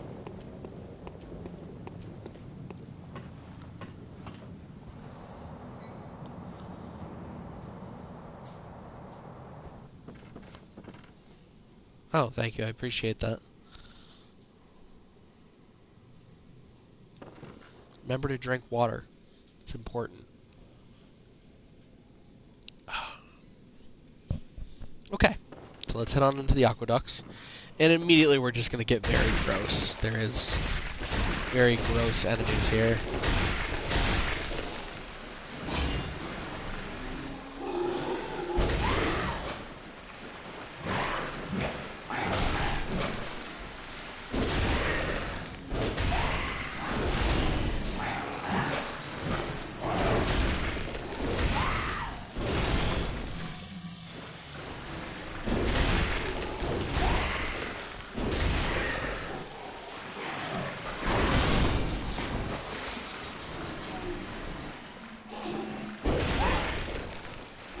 Bodies that were kind of thrown into the aqueducts and assumed dead. Not quite dead. So, unfortunately, yes. So, we're gonna keep on moving. They don't do a lot of damage, but if enough of them kind of start piling on top of you, it gets to be a little annoying. Will add up.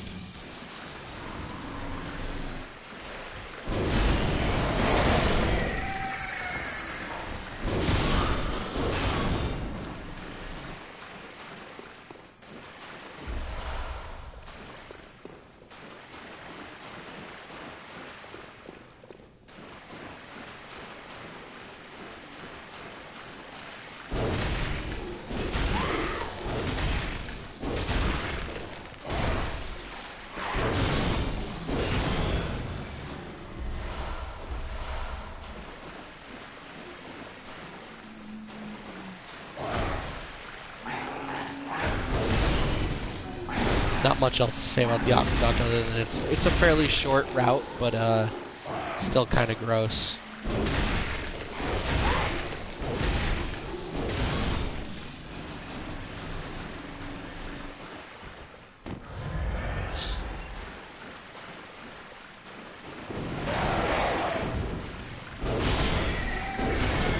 Rose here.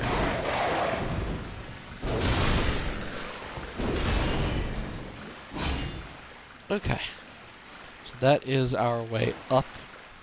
So let's actually head that way first before heading further into the aqueducts.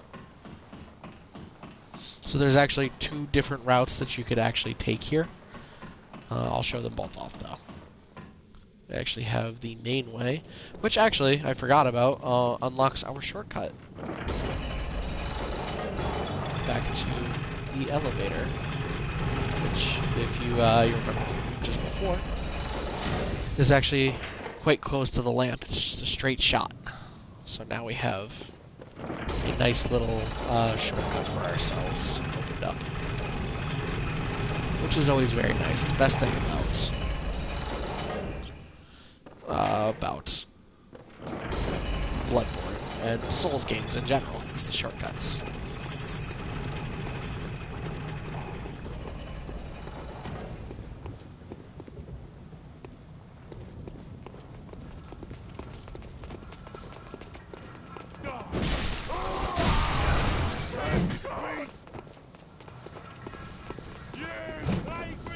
Let's just get out of the way.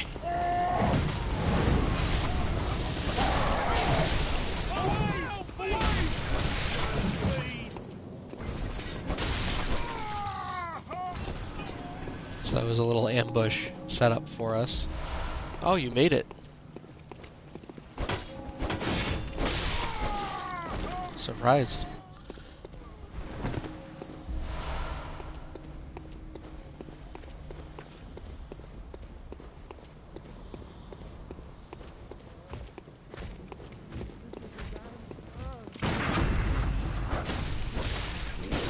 Whoops.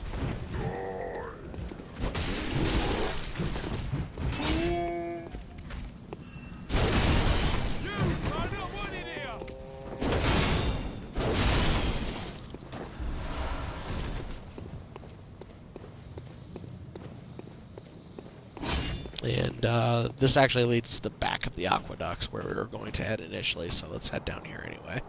Because there actually is something we are going to grab and see.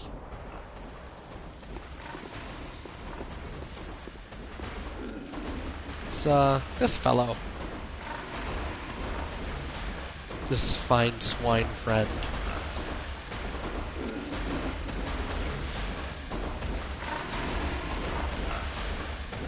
Yeah, no, we're totally gonna poke it in the butthole.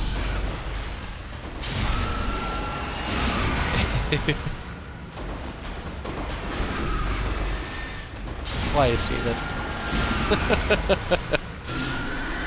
There we go.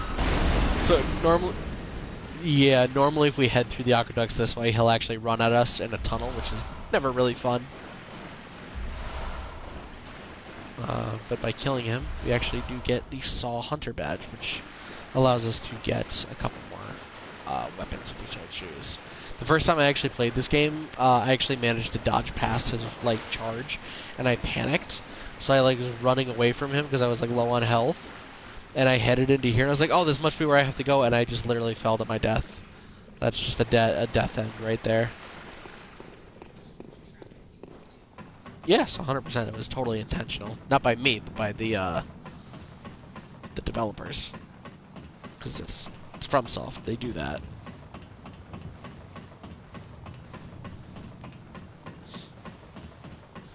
Alright. So let's head on up. We're actually almost at the next boss. We've actually been making very, very nice progress here.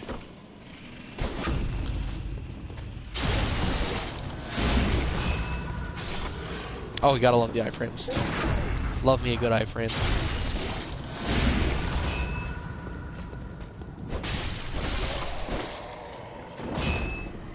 So let's actually just pop that. I actually should have done that first. That's okay. Just stick ourselves. Yeah, that's okay. That's how that works.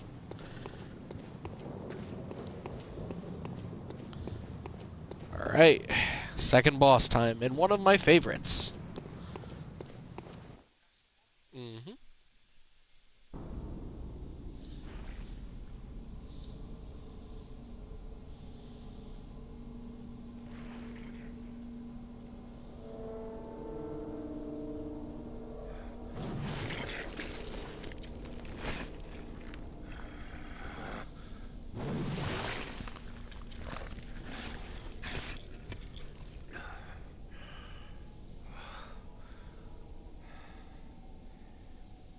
Beasts all over the shop. You'll be one of them, sooner or later.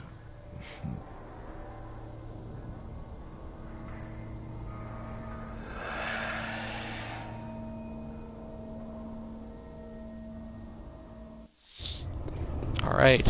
Father Gascoigne. Definitely I would say the first real roadblock of the game. This man tough.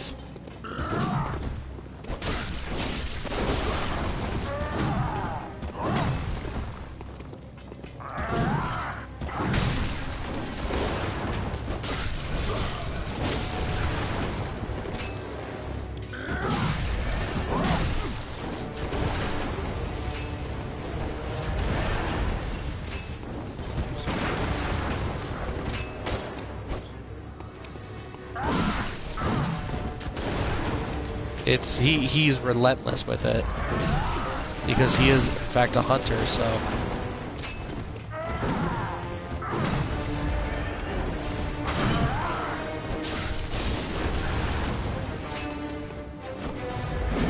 I'm gonna cheese him a little bit with these just because it's just for our sake. Yeah.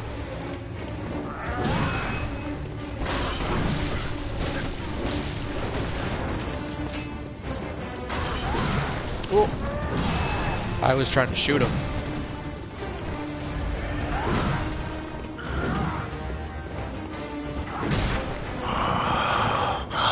Ah, I didn't get the smell. The sweet blood. Oh, it sings to me. It's enough to make a man sick.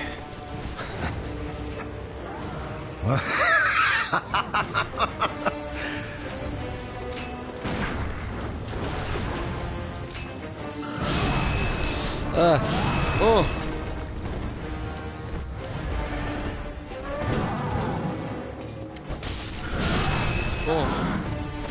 Too proud to show you Oh, he true got face, me. But a sporting hunt it was. Nice. Okay. Gascoigne's not easy. He is not easy at all. But that is okay. We actually did fairly well.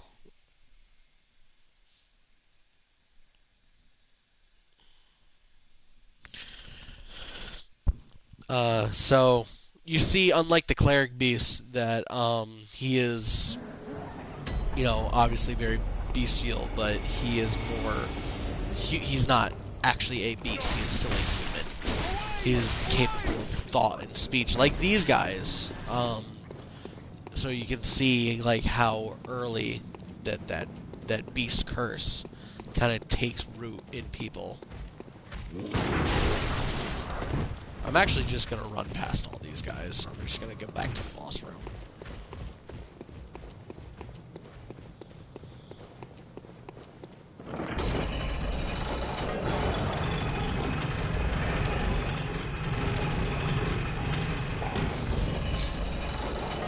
Reset here, obviously. So, this guy could be pretty tough. He could take anywhere from a couple tries to a lot of tries. Oh no, we died!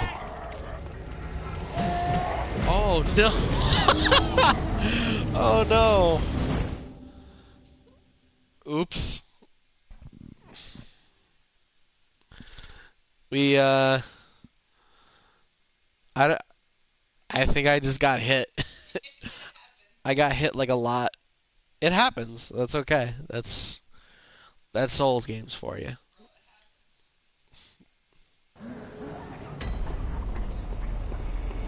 Yeah.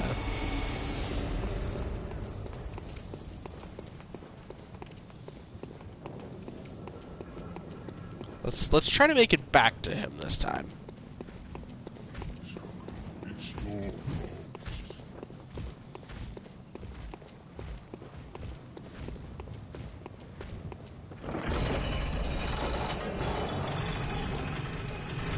He's no match for Jim Carrey. I don't know if he knows this, but I starred in the 1994 film Ace Ventura. Don't think he does either. I'm just gonna kind of wait for that fireball to come, actually, because it gets rid of a lot of them. Here it comes. Let's just get out of his way.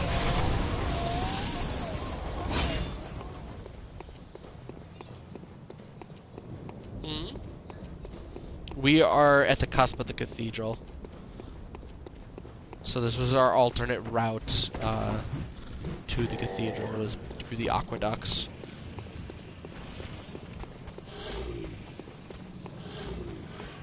Yeah, I suppose, or just a way to, like, you know, hunt. Alright, let's try it again. You can't be too fancy with Gascoigne just because he will, like, armor through a lot of stuff that would normally hit enemies. We're gonna try our best.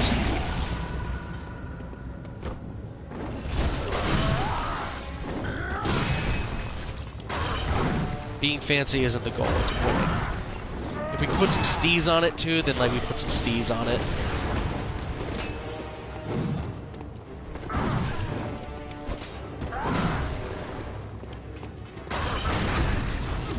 Ah, we traded there. Let's not trade again though, because I will die.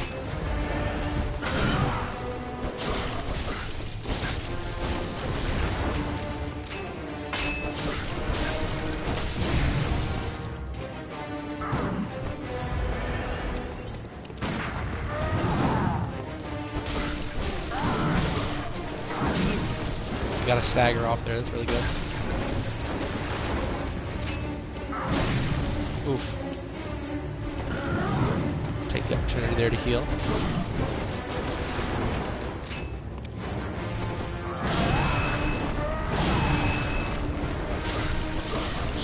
Get him, get him. Get him going. Oh, shit. Ah. It's okay, it's okay. We got some distance now. There we go. We see here that he actually gives in to the beasthood.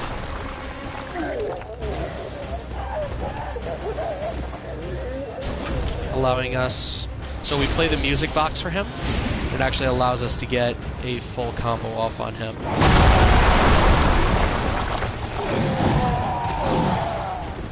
He's much, much faster and a lot more dangerous now, so we're going to be careful. He will combo us to death here. Like that. That is the deadly combo. Oh. Oh. I'm getting trapped in the geometry now, which is kind of the dangerous part. Yes, he can also break it. So that music box will work once, unfortunately, otherwise I would honestly keep spamming it. I'm just looking for a solid opportunity to attack, which is just not presenting itself.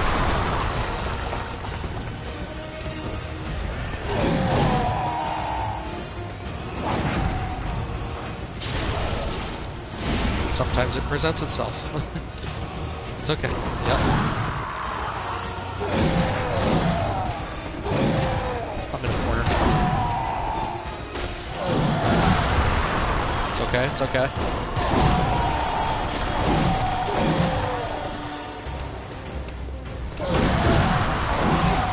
Oh. Ah.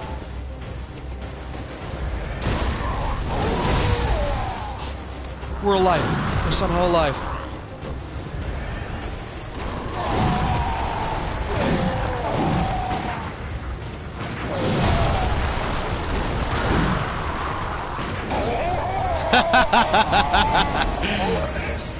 Yeah, it just zoned him out. Alright. Alright, cool. That's Father Gascoigne down. Second try. And we got the Odin tomb key, which is here. It's just, this is the tomb of Odin. There's nothing super special about it. It just leads into the cathedral ward where we're headed. That was a scary fight. Very, very stressful. Oh man, and he is, that it unlocks this gate here. One thing we do have to get here, if you did notice while we were running around manically, is there's an item up here. A red jeweled brooch. And if you remember, Someone asked us to get that red jeweled brooch because it was attached to somebody they loved very much. A woman's bright red brooch engraved with the name Viola.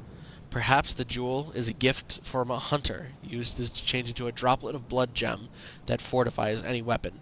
With the proper workshop tool, various weapons can be fortified. So that was Gascoigne was the young girl's father. Viola here went out to find Gascoigne and unfortunately met her end at the hands of her own husband. And now that we have taken care of Gascoigne, we have some bad news to deliver to a young girl. But first, we have to press on. We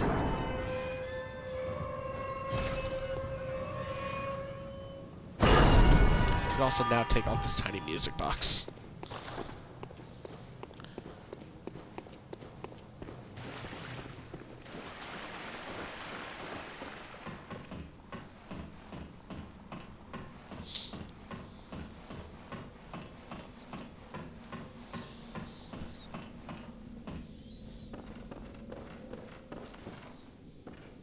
We have a little piece of information here.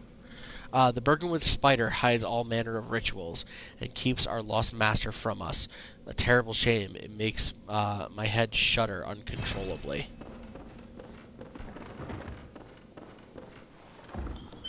What that means, we have no idea. Well, I do. You guys don't.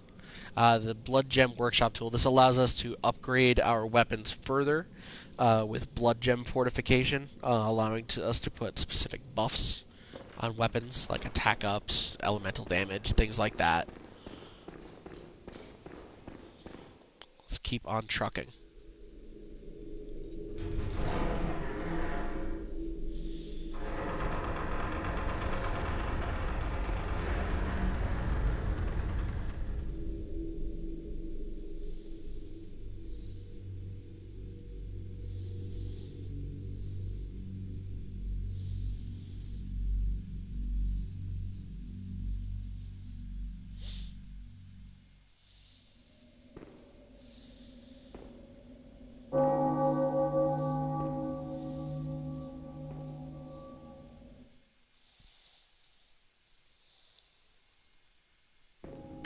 Okay, we are now in the Cathedral Ward. Let's light our lamp, and before we head back, let's actually talk to the NPC that we just kind of walked right by. Oh, you must be a hunter. Very sorry. The incense must have masked your scent. Good, good. I've been waiting for one of your ilk. These hunts have everyone all locked up inside, waiting for it to end. It always does, always has, you know, since forever. But it won't end nicely, not this time. Even some folks hiding inside are going bad. The screams of women folk, the stench of blood, the snarls of beasts, none of them's too uncommon now. Yarnum's done for, I tell ya. But if you spot anyone with their wits about 'em, tell 'em about this here Erden Chapel. They'll be safe here. The incense wards off the beasts. Spread the word. Tell 'em to come on over, if you wouldn't mind.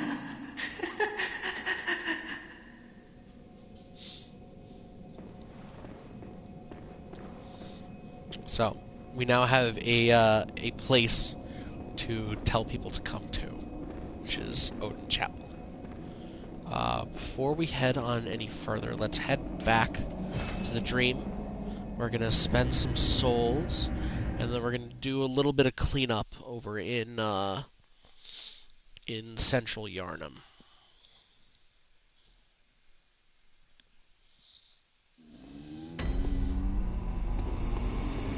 Welcome home, good hunter. What is it you desire? Very well, let me...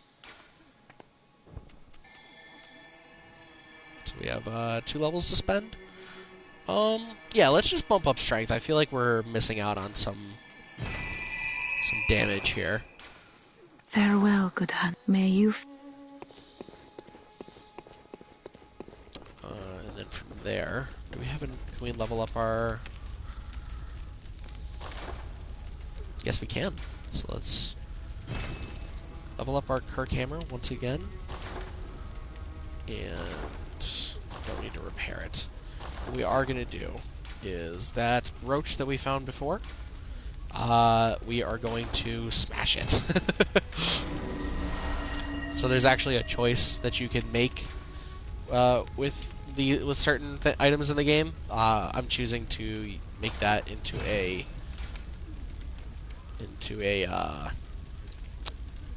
gem rather than give it anything else, because the red blood gem is actually very good early game. It upgrades your base attack and all things, and it actually boosts your rally potential. So it's a very, very good starting gem.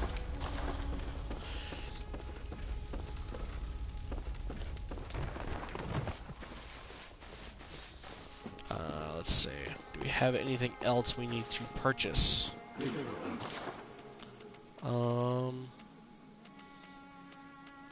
Currently, no. There's another set of armor here, but we're actually not going to bother with it right now. I'll probably get that off camera. I'm just going to spend the rest on blood vials, which was only one, but it's okay. We'll get more. So from here, we're going to head back to the first floor sick room, because there is now another NPC in which we can meet.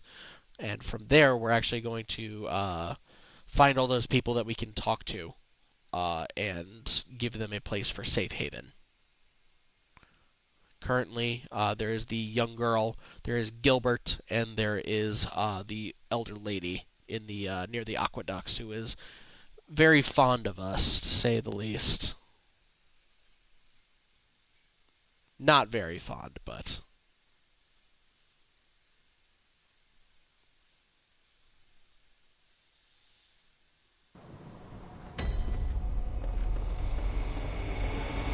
Let's actually head back upstairs. And we can see that the initial room that we woke up in is now closed. There is someone we can talk to. Oh, well, hello. Splendid. Let me ask you a small kindness. You're soon off to hunt, I presume? Then, if you find any survivors, tell them to seek Yosefka's clinic. Upon my Hippocratic oath, if they are yet human, I will look after them. Perhaps even cure them. This sickness, these beasts, they are not to be feared. This time the night is long. I may be trapped here, but I should do something to help. I'll even offer a reward for your cooperation. Tempted? Well, off you go then.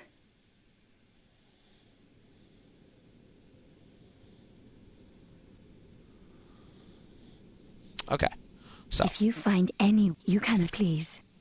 We have met Yosefka, a young doctor who works at the clinic here and has volunteered to help people if you send them here. So now we have a choice. We can either send them to Odin Chapel, or we can send them to Yosefka's clinic.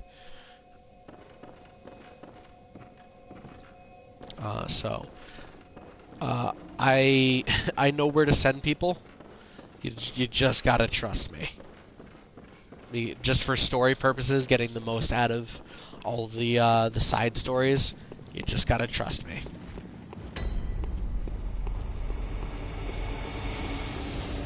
So from here... Oh, I forgot about you guys. You can see that it's actually starting to get a little later in the day. The sun is starting to set.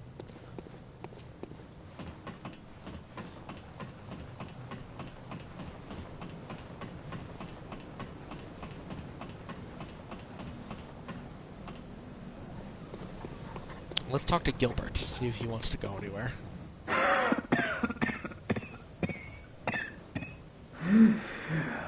You needn't concern yourself with me. I'm afraid I'm of little help now.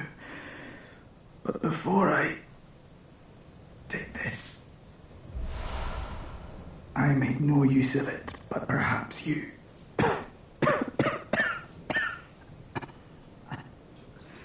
What afflicted me was incurable. But this time gave me hope.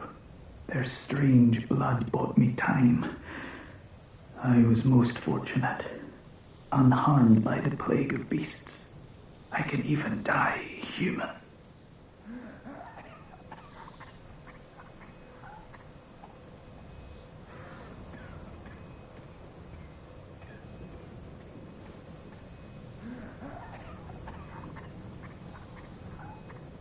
Sorry, just responding to something very quickly.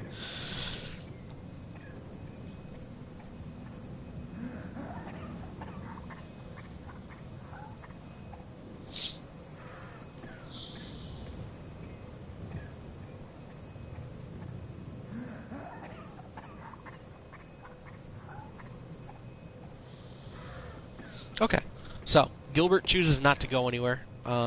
He knows that his time is close, but with hope he is to die human, which is, a pretty peaceful wish, all things considered. I think that's something a lot of people can only wish for, is to go peacefully and of their own volition. So next we have the young girl we can actually get to fairly quickly. We just need to head through the crowd of hunters here.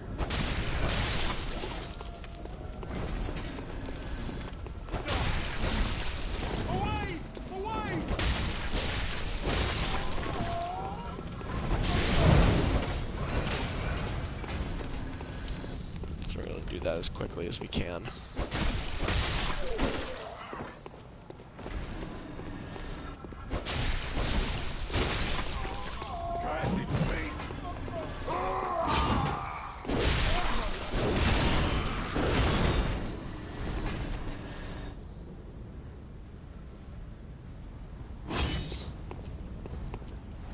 Okay, so let's make our way. Just not even bother with these guys. They're just not even worth their time at this point.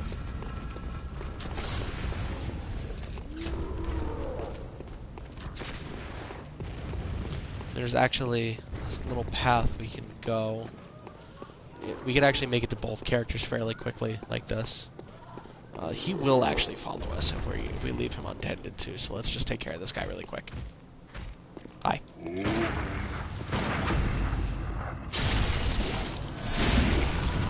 we go. Taken care of. We get some blood vials out of it? Yeah, we did. Nice. Alright, let's go see the young girl. Gascoigne's daughter. And, so, there is actually a choice we can make here. We can actually tell her about her mother's fate, I believe, if we kept the brooch. But since we did not, I think we are going to have to tell her something else. Hello, Mr. Hunter. Still can't find my mum. Oh, okay. I can wait. But isn't there something I can do? Maybe Mum and Dad are stuck out there, waiting for me to come and find them. What do you think, Mr. Hunter? So, we have a choice here. We can tell her to head to the chapels, the clinic, or we can not tell her anything. So, for now, I think for this run, we are going to tell her to go to Odin Chapel. Yes, okay. Thank you, Mr. Hunter. I love you almost as much as Mum and Dad. And Granddad. There we go. Some sound advice. Thank you, Mr. Hunter. I love you. That's all she has to say. So we will meet up with her a little later. From there, we'll actually just head back through this way. And this is actually like a gap in the bridge here. You'd actually just cut down to where the dogs were.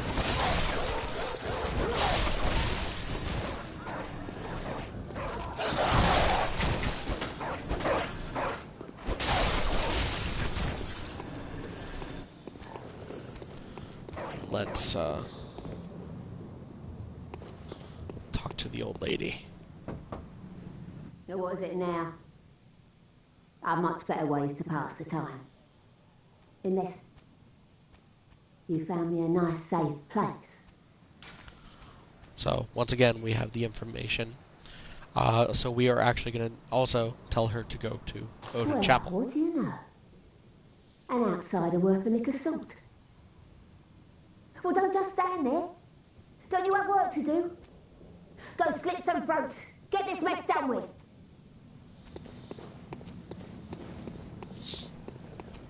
So nice. Just like my grandma.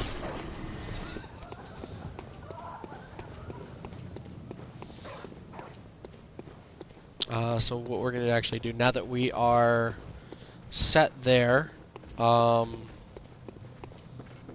let's, we're actually just going to take the lamp back to Odin Chapel, and, we'll keep moving from there. You'll have to excuse me, I'm sorry, I'm getting a phone call. I have to answer that.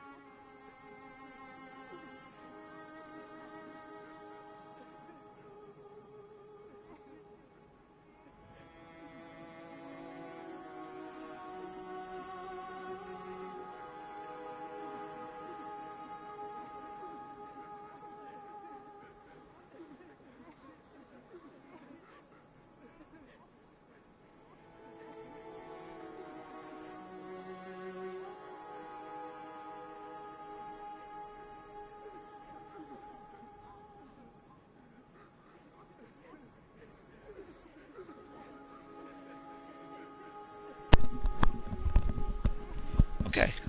Sorry about that. When your mother calls, you're a little obligated to answer. Sorry. We're back. What was I doing? I lost my train of thought. We talked to Yosefka, we talked to the young girl, we talked to the old lady, so we sent them all on their way to Odin Chapel, meaning we can now head back through to Odin Chapel and continue on. Cathedral Ward.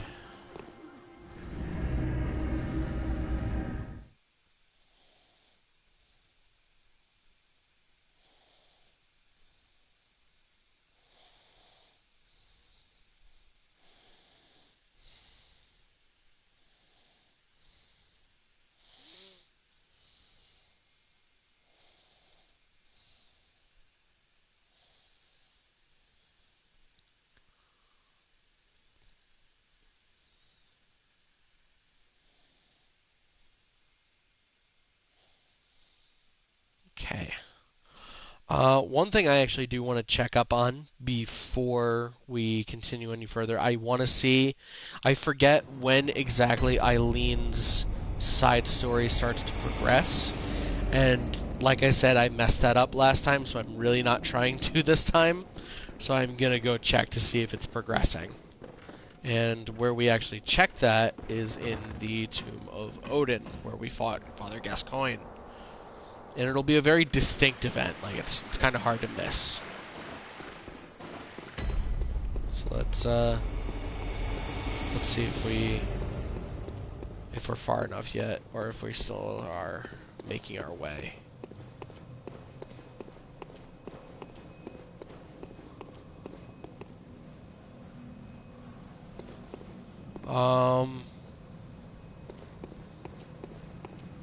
Okay. It seems like we're still a little too early, which is good. I'm actually a little relieved that we're early.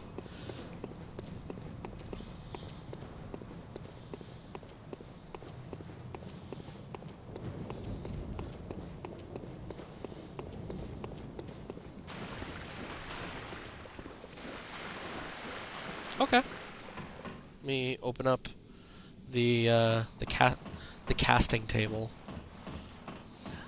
Huh? It looks like I said, it looks like something you would put in like an office that you would do like a podcast on. We have Oh. No, that's the couch that we're sitting on. A cheap IKEA couch where you just offer some predatory offers to young girls. It's kind of nasty.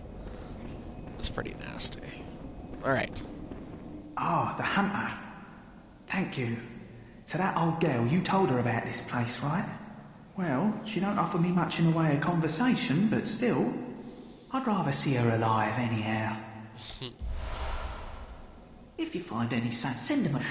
So, we have our first survivor already showing up, which is the nice old lady. Oh no, I haven't forgotten. Do you think I owe you something? Well, that's a fine lark, I'd say.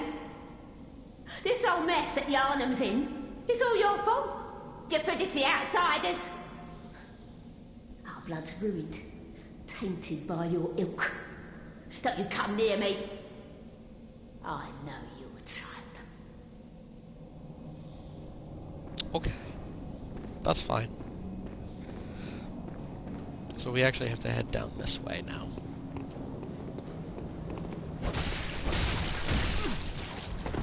Oh, I forgot about these guys.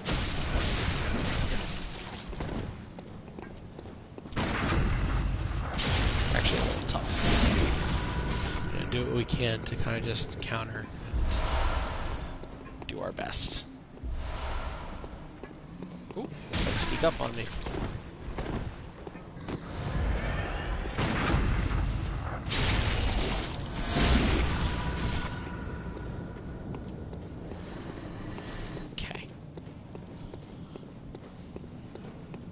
There's that item.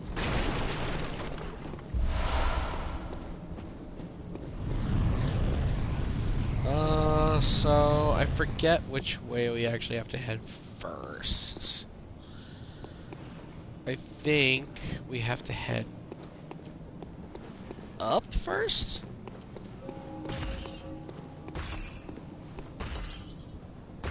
Oh. Yeah. These guys. Big boy. I remember when I first came up through this way, I literally came up here and I walked too far and they were like coming through the gate and I literally just turned around and walked away and didn't didn't even go any further. So these guys are big, but that is their biggest downfall, is that they are very slow. In the game where you are very fast. I do want to get off the stairs, because giving him the high ground is not very... Oof. He got wide swings, though. He has like a big version of the Hunter's Axe, too. It's very cool.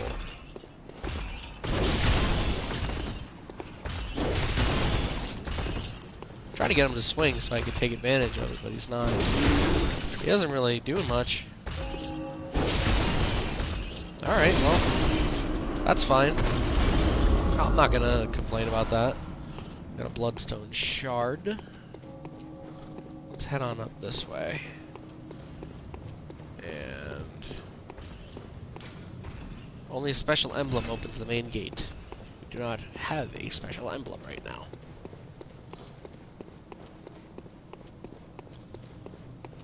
So for now, we will head downward.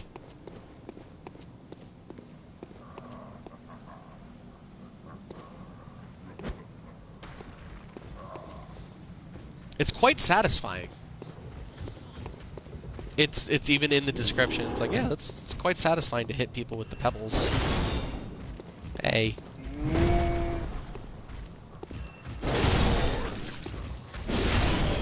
These ones are much tougher. No match for my mighty hammer. Ye, and I cannot stress this enough. Ha.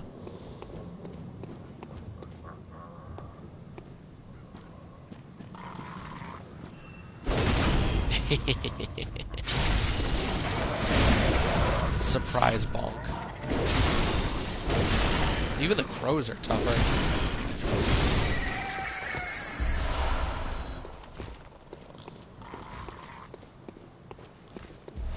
We have a monocular, which allows us to zoom in on things. So we are actually going to just put that right there. Well, no, not right there. Right here. That way we have it at all times.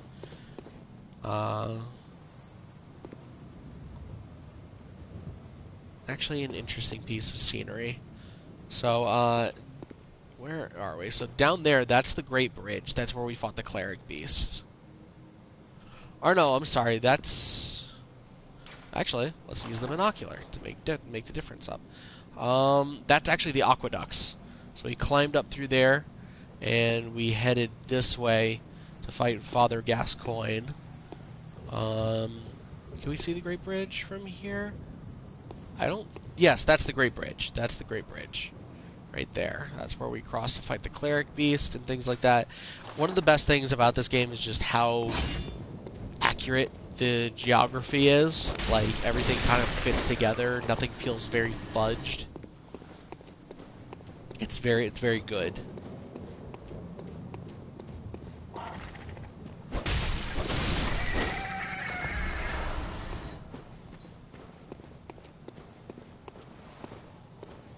Another big man.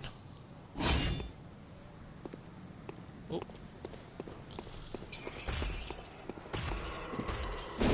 Ah, we missed the upgrade guy. Oh no, we didn't. He's still alive. Ah, but we're not. If we don't...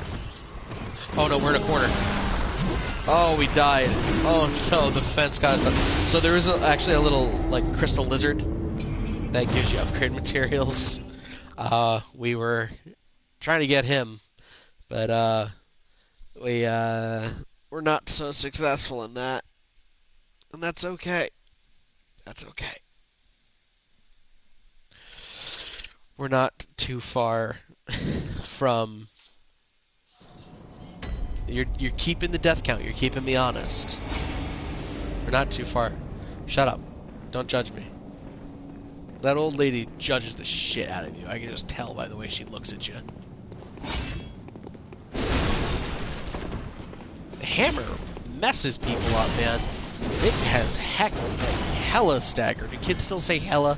Is that a thing? It's your boy. What's up, man? Skinny penis? That's the only joke I know with It's Your Boy. Or the demons too. What's up, demons? It's ya boy.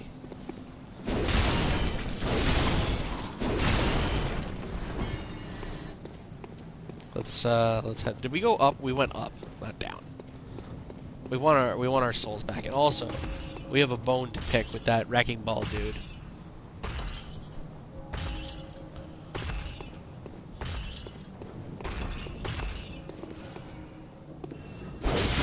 He's almost like passive. Almost. until he, like, cleaves my head.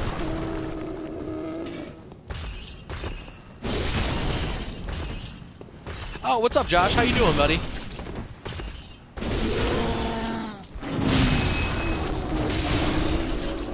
Just playing through some Bloodborne.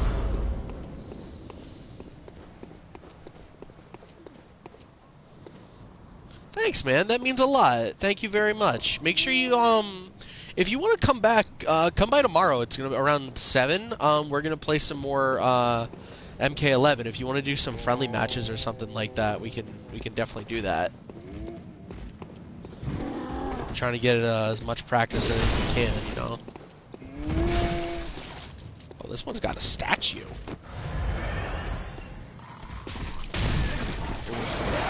Oh no. The crows, they're working with the crows.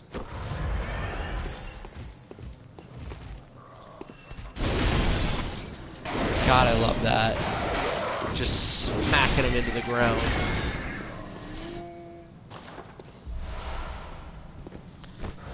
They promise the crows pennies if they pick off what's left. About pennies? I smell pennies? Yeah, it was probably just the pentameter. Yeah, I make the pentameter the way Shakespeare spoke.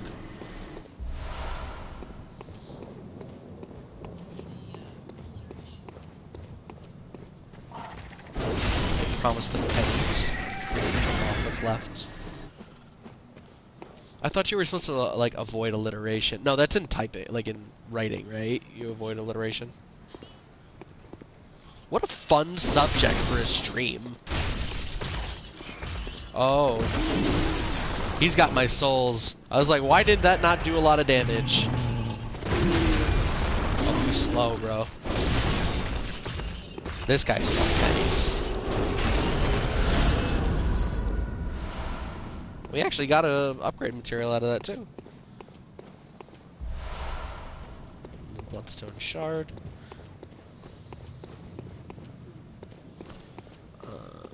So this is actually, if we were able to go through the door after beating the cleric beast, this is where we would have ended up, is in this little hall. A fun thing you could do is with an item. I don't actually own the item. They're called shining coins. You could actually drop one, like, right. If you get right in like a certain angle, you could drop it. And then if you go back to where the cleric beast boss was, in the corner, you could actually see the shining coin. Yeah. No, it's not a shortcut. It's locked. You can't open that up. It was actually just a dead end. We came down here for the blood gem. And the monocular, obviously.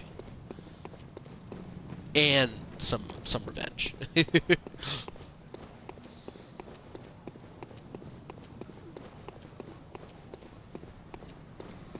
Okay, so we couldn't do anything else this way, which means we have to head downward.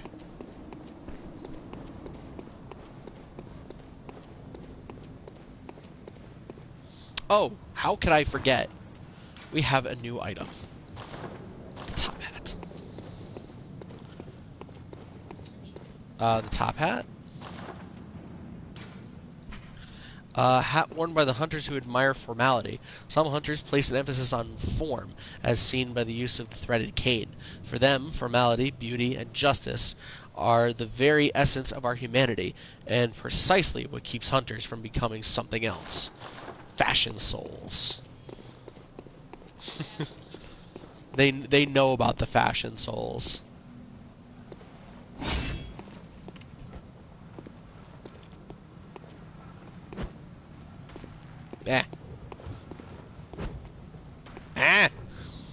Here, you have it instead. There's a lot of guys there, so I'm just gonna try to take it a couple at a time.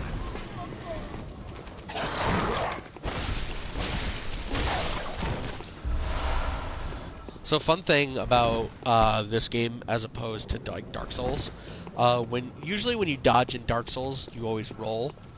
when you're locked onto an enemy in this game, you actually can't roll. You do a little scoot. When you're unlocked, then you roll. I think it shows like a difference in the combat style that they want you to keep in mind, rather.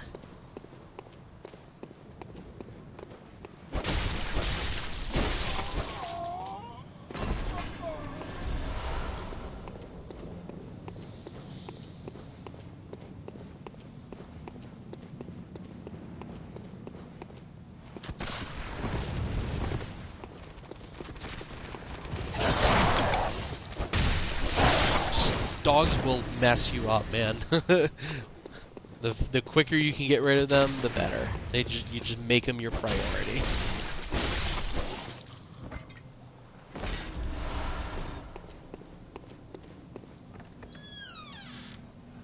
Hello?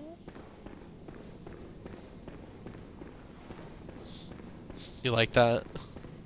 That's a good meme. I like that one too.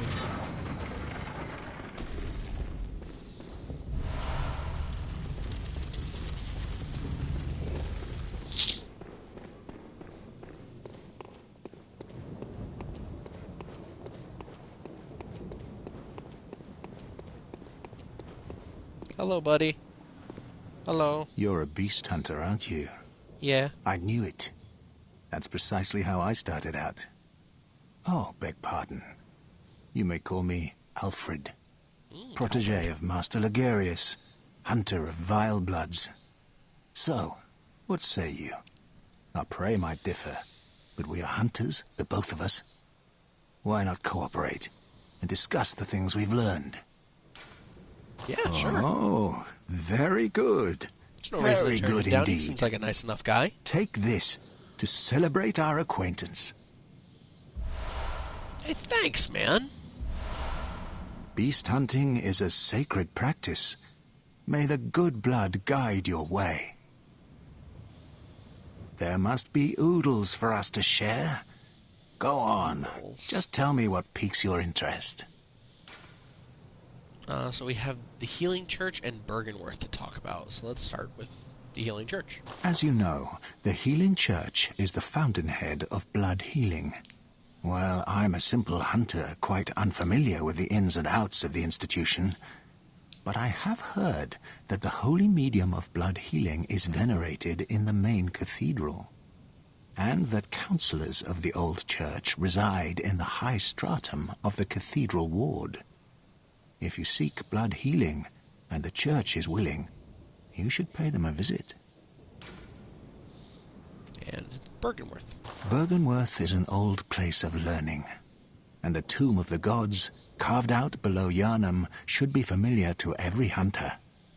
Well, once a group of young Bergenworth scholars discovered a holy medium deep within the tomb.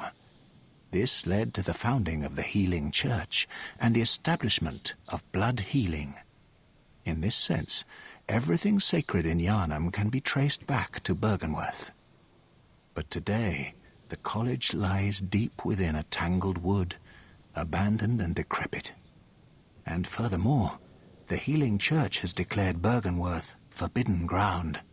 It's unclear how many of its scholars remain alive, but only they know the password that allows passage through the gate. Interesting. I bid you farewell. It has been a pleasure. May the good blood guide your way. So, we now know a little bit more about what Yharnam has been getting mixed up in. Specifically, that there are catacombs below Yharnam, and that these scholars of Bergenworth found something down there that led to them using blood as a way to heal people. And that was a big no-no, obviously. Okay, so... I mean, yes, they thought it was a yes, but it was a no-no. Am I going the wrong way? I feel like I'm going the wrong way. I don't remember.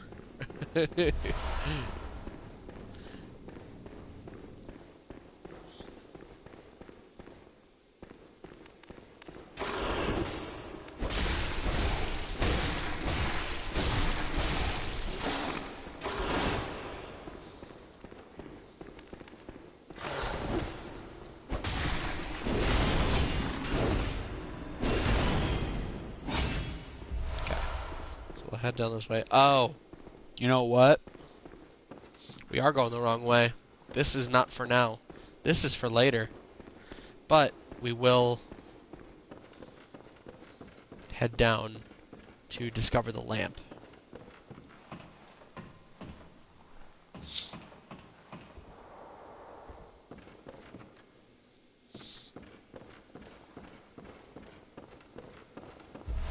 Antidotes.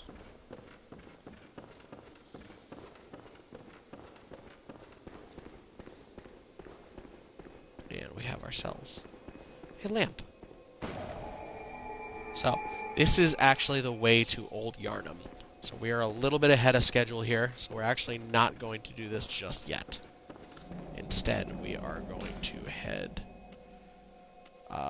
back to let's spend our souls and let us go back to Odin Chapel. And instead of heading left, we'll head forward.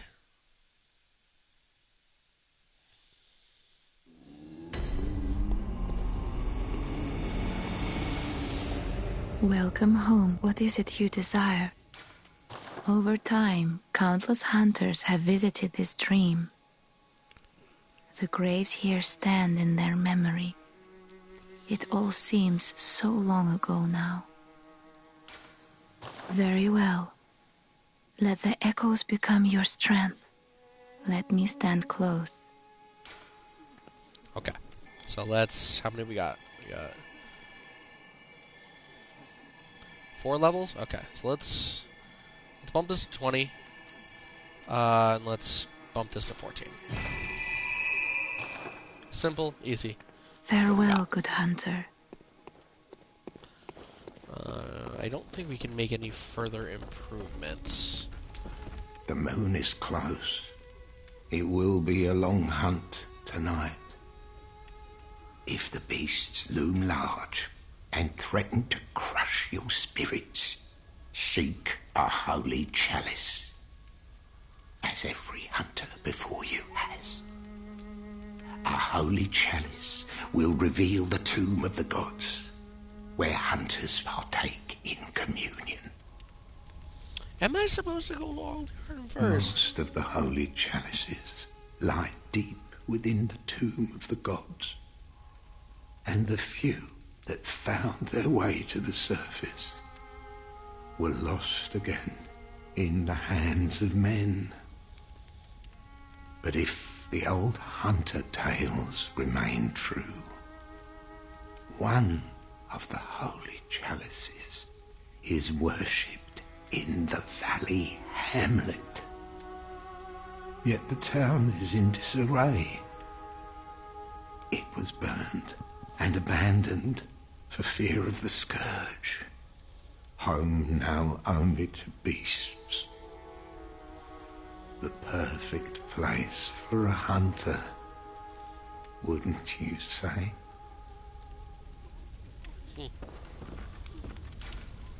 Okay. Yes, we can. Beautiful.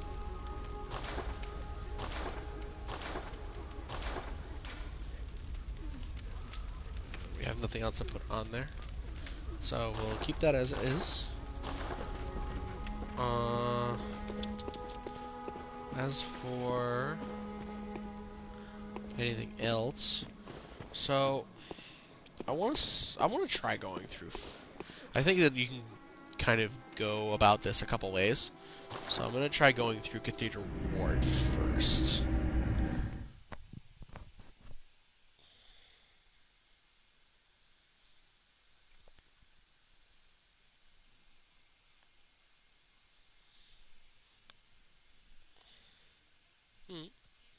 No, I'm feeling okay. Maybe in a little bit.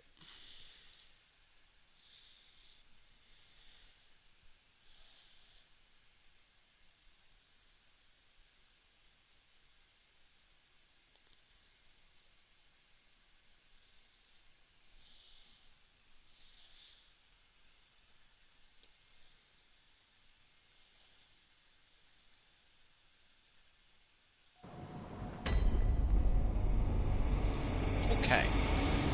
So, do we have any more news of new arrivals yet, buddy? The hunt this here is a safe place, but No? if you find it, because there's nothing to fear. What about the little kid? Let's go back and explore a little bit.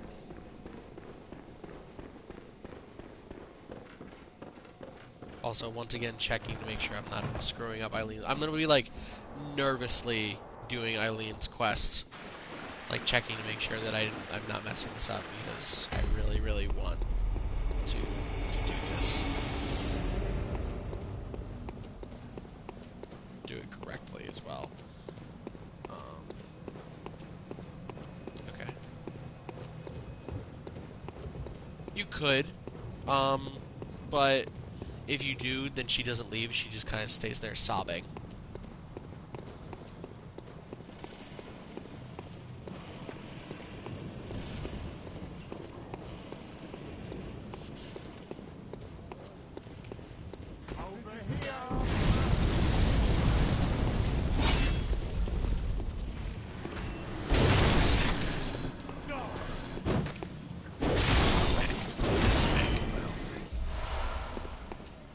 Let's just cut across through here.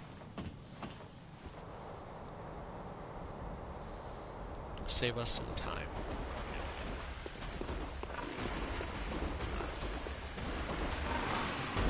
Oh.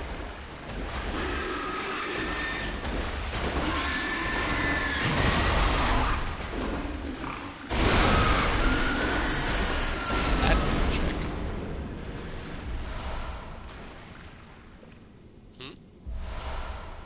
Red messenger ribbon.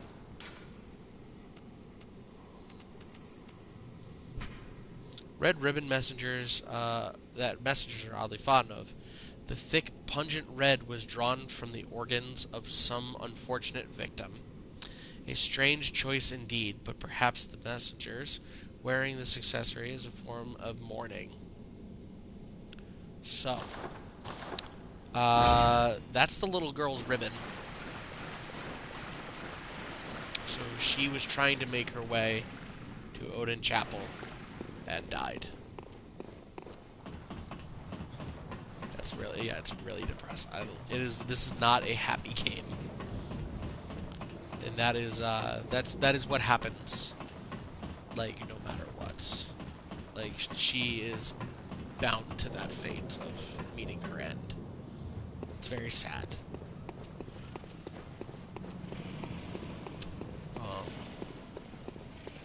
If you try to send her to Yosefka's clinic, she'll end up the same way. If you leave her be, then eventually she'll get nervous and leave, and there's like one of the ogre-like enemies down from where her house is, and he'll be holding the ribbon instead.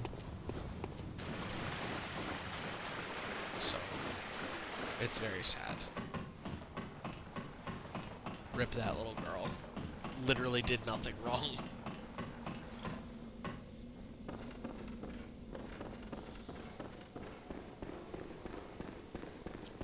We'll fight on her behalf. How about that? Alright, so let's try heading this way.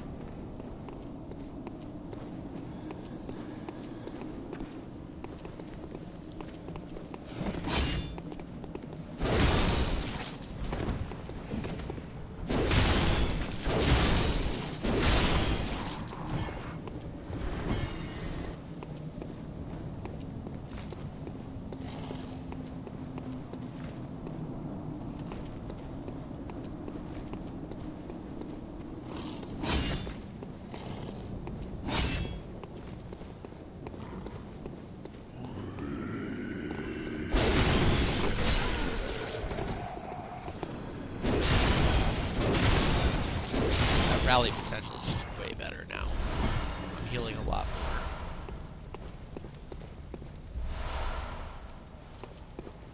more. Okay. So now this confirms my theory that we have to go through Old Yarnum first.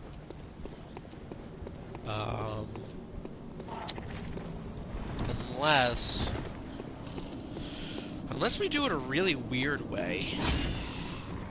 So there's a thing we can do where we kind of sequence break things a little bit. But that requires us to defeat a boss that is really, really, really hard because we're severely underleveled. It's usually something you want to do in co-op. You know, I think just for the sake of doing it like the most basic way, I think we'll just go through Old Yarnum first.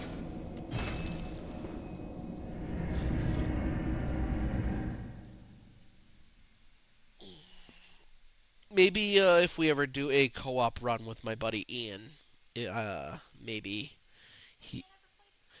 Ian has never played Bloodborne, but he's now played Dark Souls 3, and there is actually a way to stop invasions in this game per co-op. So like I don't know, maybe he'd be a little more inclined a little down the road, but for now, we will go the way the FromSoft gods intended.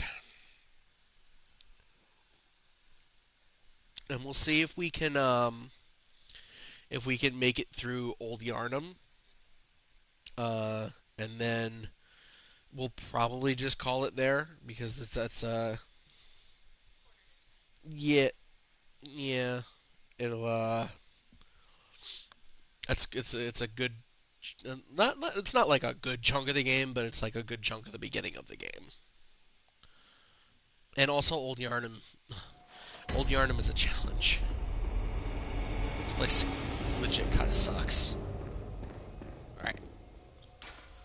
This town is long abandoned. Hunters not wanted here. Well, I gotta do what I gotta do, so I'm coming in anyway. What's the line from Arthur? The one, the meme. That sign doesn't bother me because I don't know how to read. You there! Hunter! Didn't you see the warning? Turn back at once.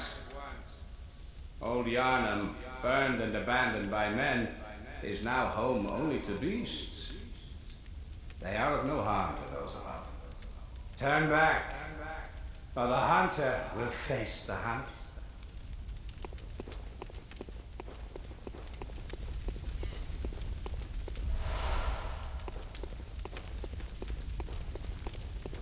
Then the hunt will begin.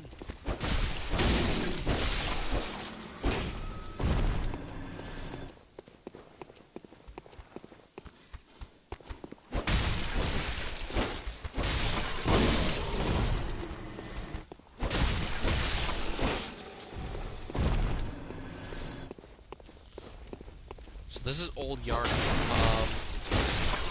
and like that distant voice said that the town was burned to ashes. This is where a lot of a lot of effed up imagery comes into play. You can see with beasts being crucified and strung upside down and skinned, and you can see that a lot of these beasts aren't just like villagers, how they were back in like central Yarnum. These villagers are like emaciated and beaten and bandaged and bloodied and bruised. It's quite sad, actually. There's like pillows of smoke from like still burning corpses. So what had happened was Old Yarnum, this district of the town, started to get overrun by beasts rather than the. So You are a skilled hunter. It is assumed Adept that the church. Half cut with blood. The church conducted hunts alongside the hunter's shop in order order to quell the beasts. So when Old Yarnum started to get overrun, what they did was just they pulled a Raccoon City. They said, forget it, it's lost and gone. So they closed it all off, locked everybody in, and burned the entire district to the ground.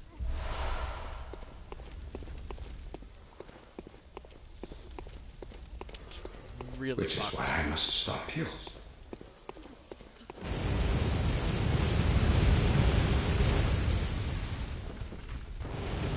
Yeah, that's what I was thinking of.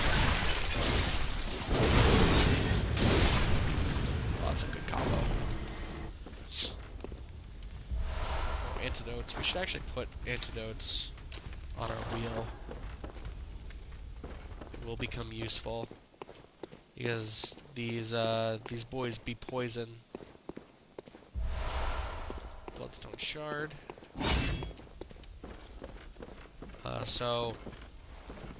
That person, I don't know if I didn't really give you a chance to see just because I didn't want to die. He is shooting at us from that tower. So we're trying to, not really get hit by him. Not really in my best interest.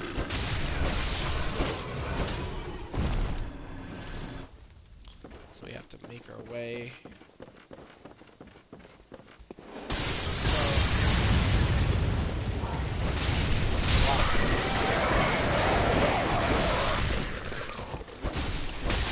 Nothing too much to worry about with the crows, but we did want the bloodstone shards there.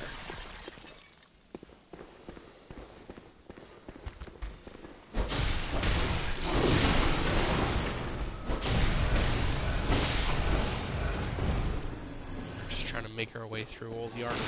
We're now trying to find whatever this chalice is that Gehrman was speaking of.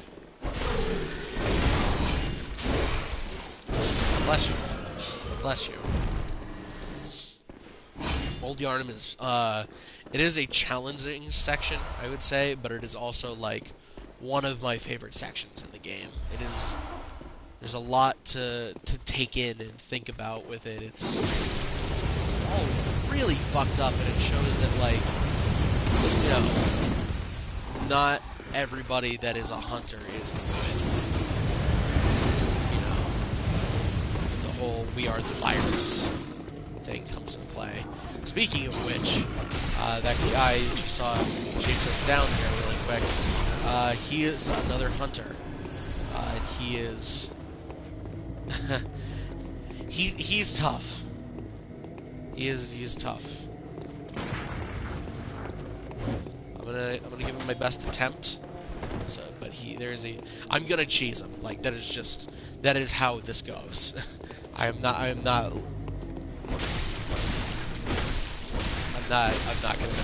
sugarcoat it. He's tough, so I'm gonna chase him.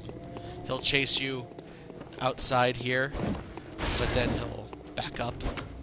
So the trick is to try to get him to come off the stairs and get him a little stuck up. Just gotta kind of give it a try.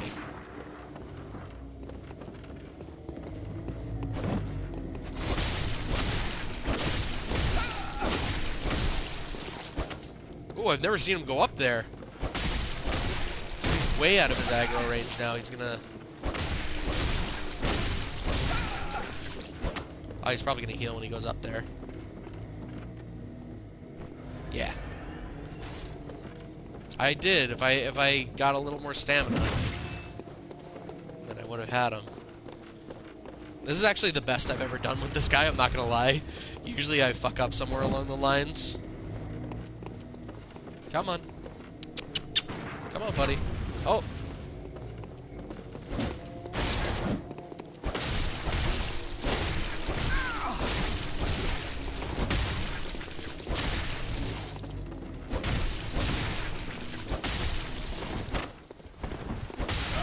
Okay, now I can take him out. Beat him. Gotcha. First try. Got some bone marrow ash, very nice. And let's head on through here. One of these guys will drop on down, lest we be shot up. Oh, one other thing to note is that because this town was burned to the ground, the enemies here are scared of fire.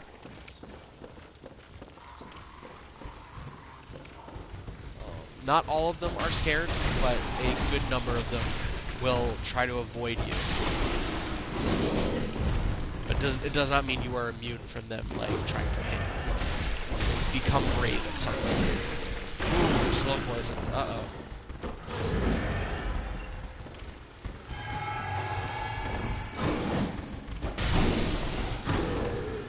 Especially if you are not looking, they will take advantage of that fact. And not all of them are scared of fire. Just some of them.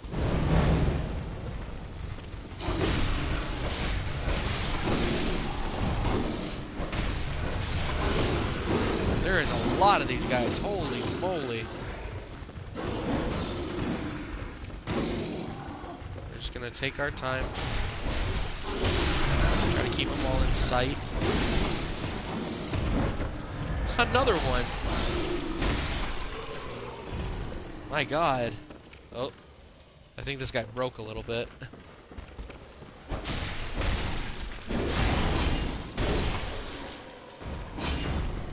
Okay.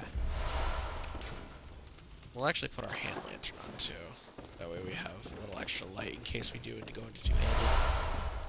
Oh, there was like blood vials all over the place, huh? Funny. Have ourselves a chest containing a bloodstone.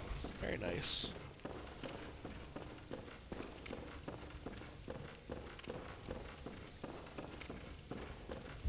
And the rifle spear.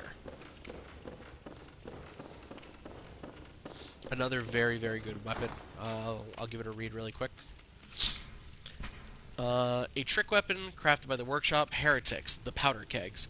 A prototype weapon serving as a simple firearm and a spear, possibly created in imitation of the Lost Canehurst weapon. Lacks any notable functions, saving that only the trick weapon is attached to a gun. It's a spear that literally like unfolds and becomes a gun. It's funny. That's all it's got. The red moon hangs low, and beasts rule the streets. We are left with no other choice than to burn it all to cinders. So that is possibly a note from one of the hunters, the last hunters here. And they have here the charred hunter garb. So let's actually just run on back. We made a circle through the building.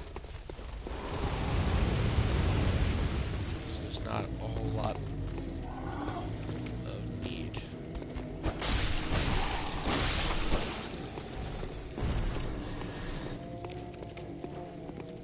So from here we can either head straight into the church, or we can go up and meet our friend that has been shooting at us this whole time. I'm always in favor of doing that. Let's go say hi.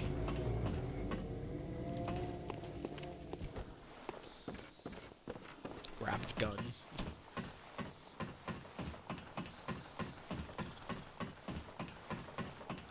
It's a very long ladder.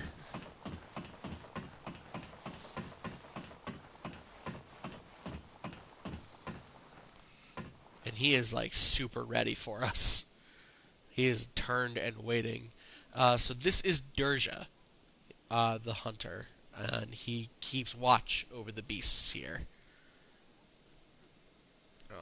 He's very, very, very, very tough. Like I said, that guy was tough. This guy tough. So I'm going to give it one honest attempt, I think. Or we could try to cheese him too. We could try to get him to leap off over this cliff.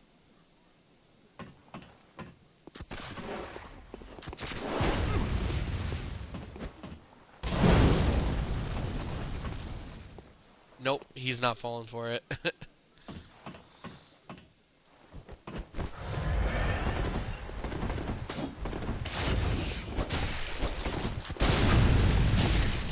I should think you still have dreams. Well, the next time you dream, give some thought. Yikes.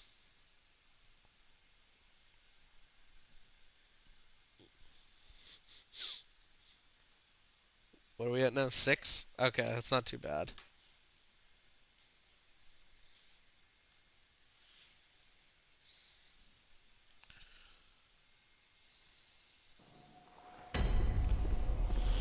Okay, let's try to make our way back through Yarnum.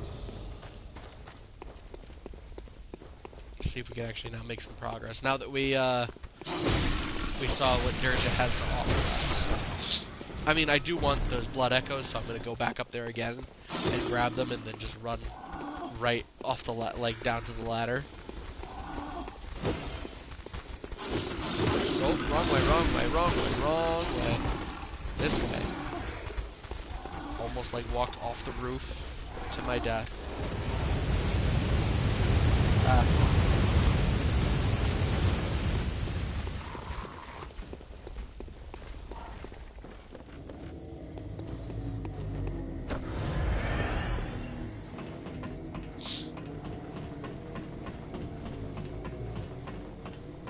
That's okay. That is A-okay.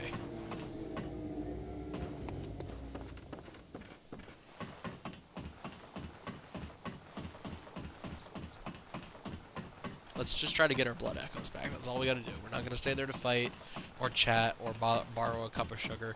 This guy doesn't even seem like he would give us a cup of sugar if we asked. Very unneighborly. Always shooting and throwing Molotovs. So we were able to get those, which is lucky, because that was like almost 10,000 echoes. That's a lot, so we want to keep those with us.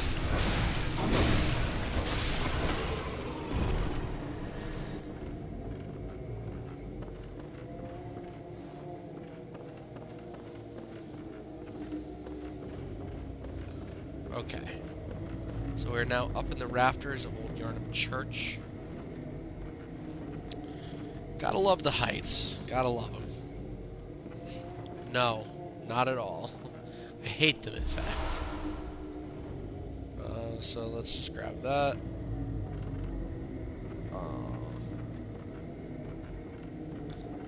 I hate it so much.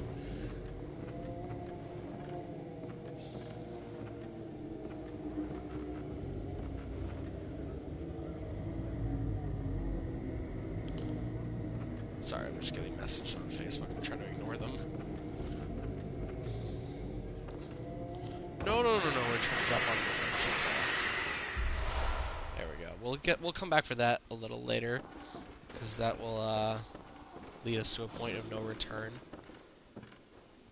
I don't want to do that right now. Okay, there's going to be a lot of these guys. Like, more than there was in that room before. And they are all not scared of fire. Not tough. They're stronger.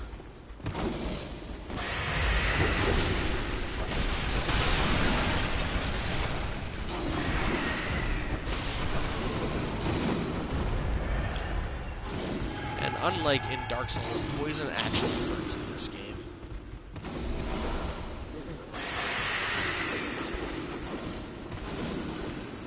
Why are you snitching, bro?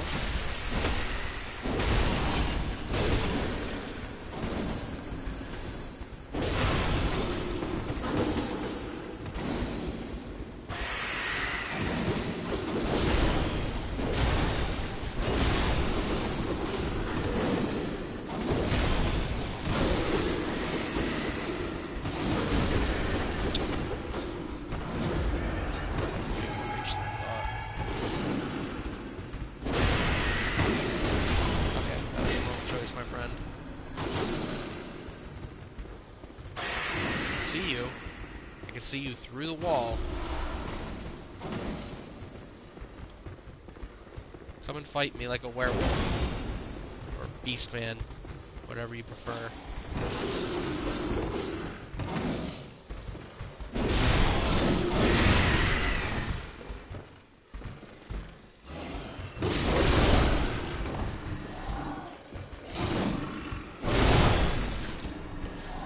got slow poison again.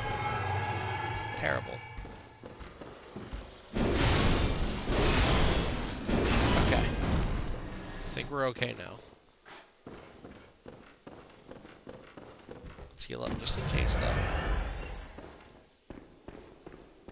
But I think everybody came to us. Yeah. Okay. So, we're the base of the church. Ooh. I forgot about that. That's some strong imagery. That looks to be a beast. That is, like, disgustingly displayed.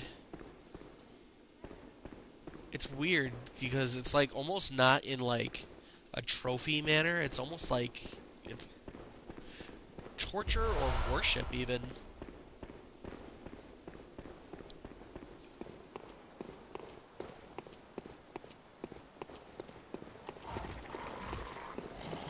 Hello, crow.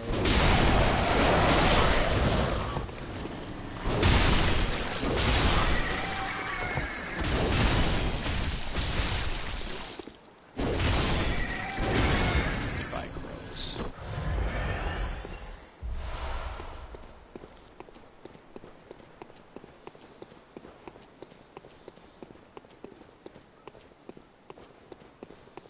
I want to take note and say that there has not been a single lamp throughout this entire zone. Yeah.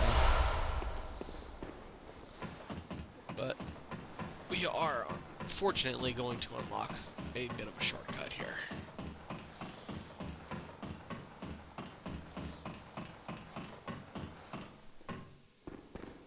There we go. And this leads us back up to where we fought that guy.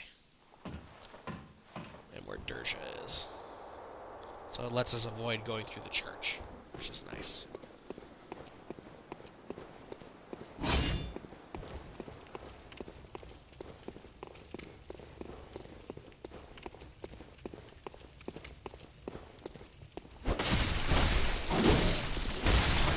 There are actually enemies like hiding in this spot.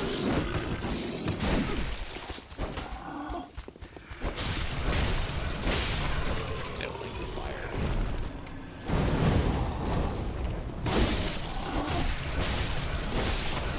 That doesn't mean they're not going to retaliate.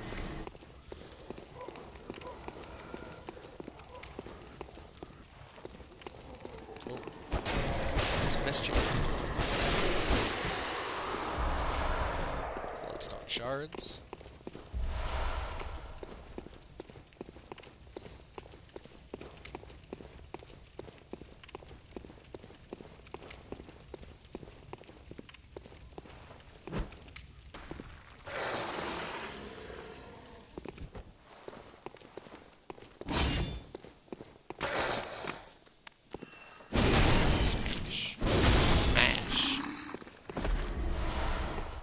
So I started smashing.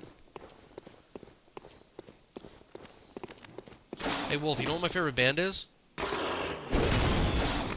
Oh, no, it's not 21 Pilots. Please stop talking to me about 21 Pilots.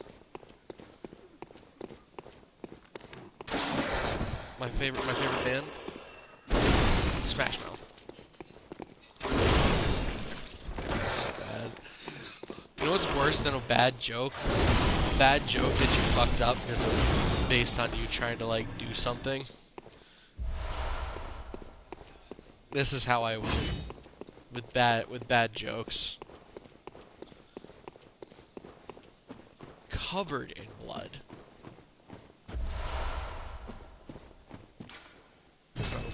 So this is actually the gate where if we sequence broke a little bit, we would be coming through here. Meaning we could actually just, like, run past all of the beasts and make it to Derja and talk to him, and he would actually be friendly. But it's okay. We did it. We chose our way, and we're okay. We're surviving. We're making it through Yharnam with, like, with some steez. A lot of style, a lot of ease. the stees, the greatest of stees. And, like, honestly, not bad in terms of like, how long I thought it would take me.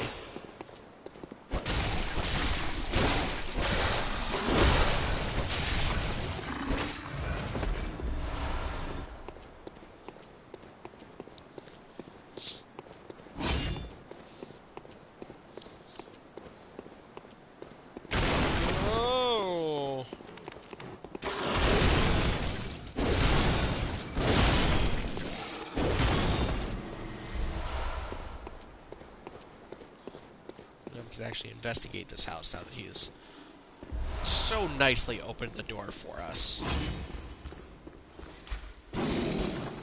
Yeah, buddy? That's how you treat a guest? Not even offering me a drink or anything like that? I've been here for 2 whole seconds. I haven't gotten a glass of water. Speaking of which. Hydrate. The citizens of Old Yarnum are terrible house. What do you call it? Hosts, thank you. I couldn't think of the word. Mine was blanking. It's probably because I'm so parched.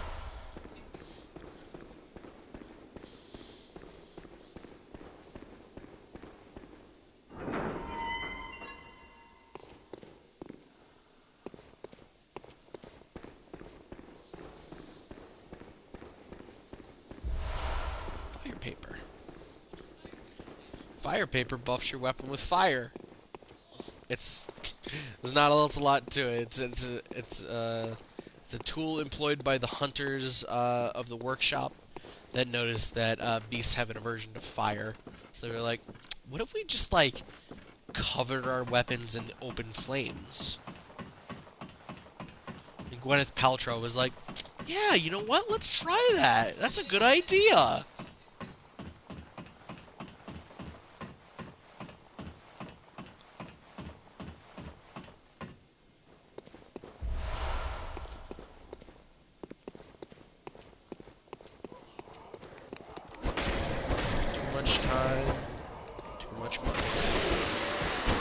So that is actually now our shortcut back to... So there's actually no lamps in Old Yarnum, but right there where we came up from, that is actually...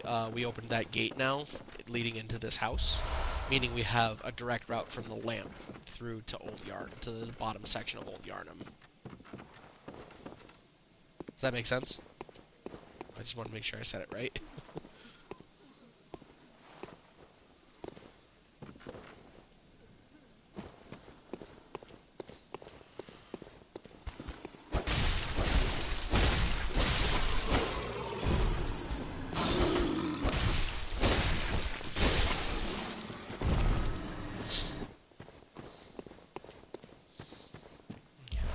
Hunter's torch, which is just a slightly better torch. It kind of doesn't matter which you use. It's like if you miss the torch in the beginning and you happen to find one here, it's all kind of the same.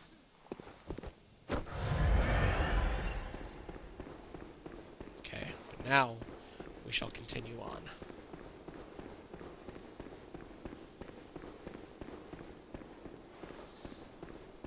Leaving this house. Maybe somebody else will get me a glass of water.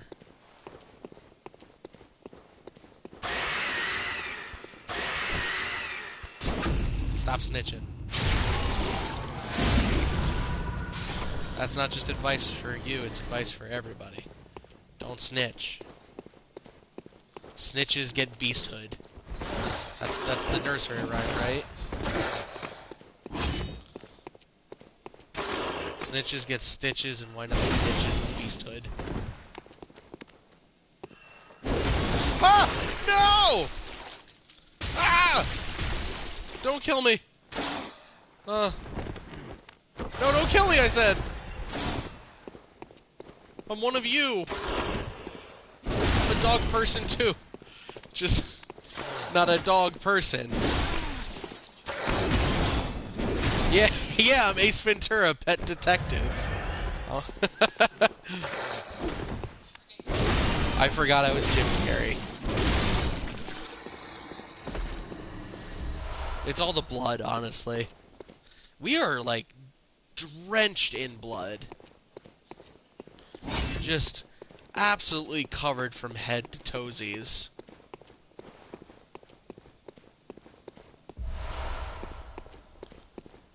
A lot of bullets. Get him! Get him! Get him!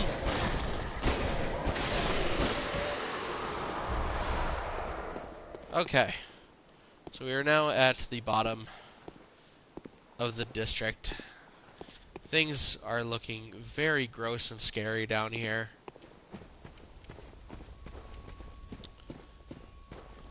That's glowing. We'll get to that in a minute. See that guy pretending to be a rock? You ever see? You saw Lord? I showed you Lord of the Rings, right, honey? Yeah, yeah. I'm not sure if that was supposed to be like a magic thing, or if it was just like that burlap like cape. Okay, that's what that cape actually does. Okay, it just gives it like a small bit of camouflage.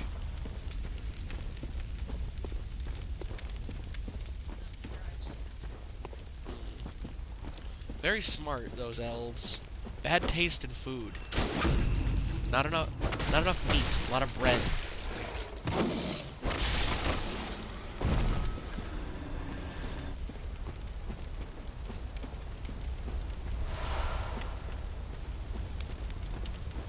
Okay. So, if we want to, we can actually enlist the help of an NPC here, if we wanted to. There is a boss right through that door. And I don't like that boss. I don't like it one bit. However, the downside, like all Souls games, is if you walk in there with 2 people, that's a 2-person boss. That's like a 2-player difficulty boss. It don't matter if he die. If he dies, it's still a 2-person difficulty boss. I am well, I'm not really a long way from... Nah. It'll make me do better. I am gonna do, though. Let's put this on.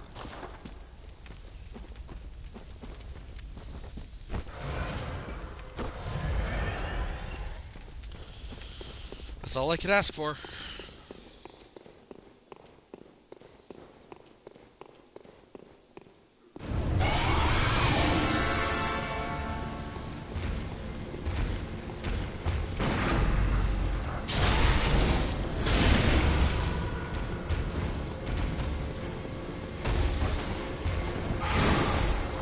I don't like this boss.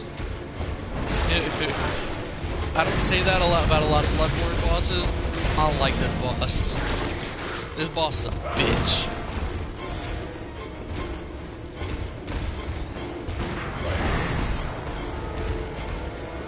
Head-ass looking bitch.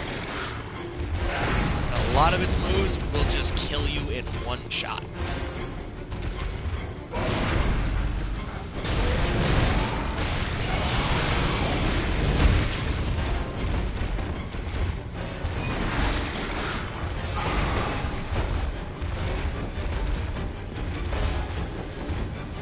Fetid. At some point it'll activate like a poison bug, yes.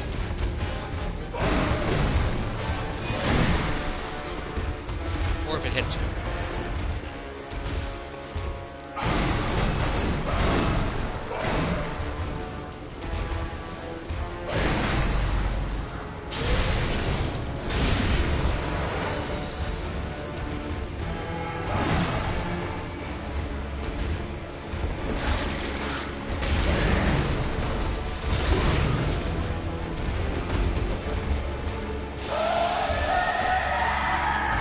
Now it just has a poison dot around it. Don't like this pulse. Now it's got more of a poison dot. See how fast I get from getting poisoned? Just by being near it.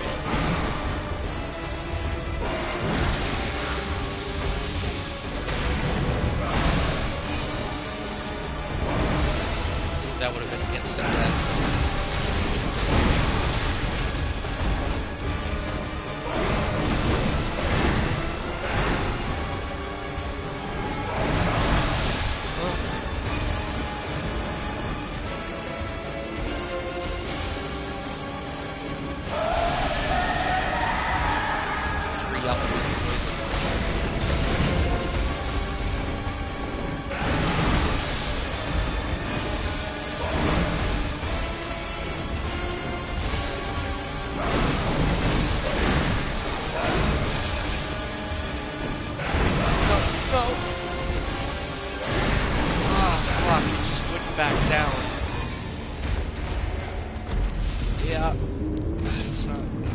it wasn't a bad attempt.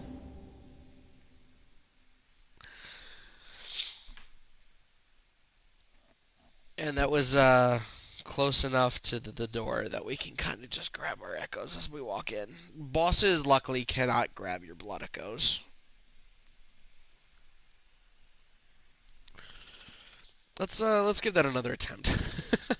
that was... I saw the error of my ways, and I was like, dude. But then it was like, nah, dude. Come get these hands. I was like, I mean, I can go for some hands. Like, well, that's fine. I'm a little hungry. I'm actually a little hungry.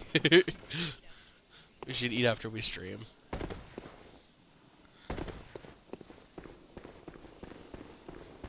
You know what? I'm actually gonna throw on two.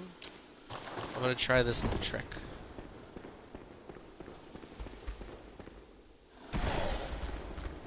Oh, my apologies, sir. Excuse me. Pardon me. But no need for me to like stay in your home longer than I need to. It's not like you'll serve me a deliciously refreshing glass of water or anything like that.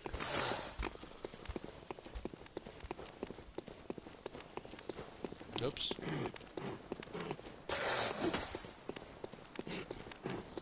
I'm actually also going to save those fire papers for the end. Like, if I start to get close, then I'll throw them on. Oh, our souls ended up way up there. We got him. It's okay. We're okay.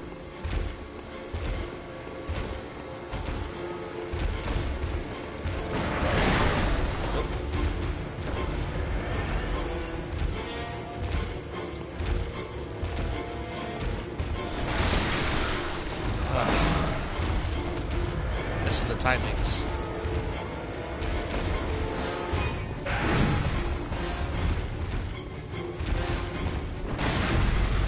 There we go. That's the one we want. Just like that.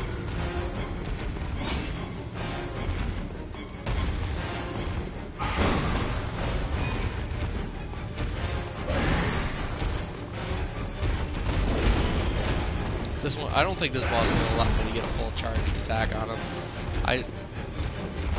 It's too wily. It is fast, but I would use it. I would use the turn more, I think. You don't like the smash attacks, though. You don't like Smash Mouth like I do. To be fair, I don't think there's a single human that likes Smash Mouth like I do. Maybe except for Smash Mouth. Not exactly. I just really like them.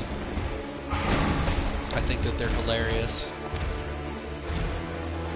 Not even the memes, it's just like... I think that, like, their music is just so intentional that it's like, it's funny. Like, no one writes a song like Smash Mouth does and, like, without, like, some kind of, like, shtick behind it. Maybe except for Sugar Ray. That guy is a... If you want to talk about meme, that guy meme. How about Sugar Ray? And Smash Mouth doing the fusion dance? Okay. Sugar Ray Cyrus? Ew. I don't like that. You can go away with that thought. No, thank you. Okay, this guy don't like the smash.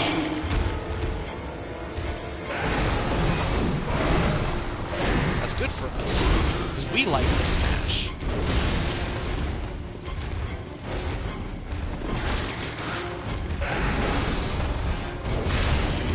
We got a little chip in. We got to chip some chip damage. If you think about it, all games are just fighting games.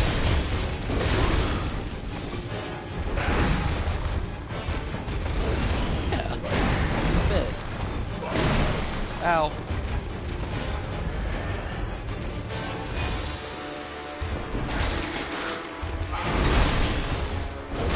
Come here, get smashed.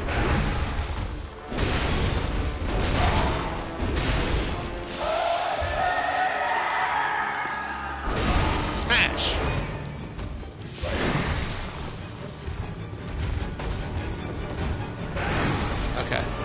try this.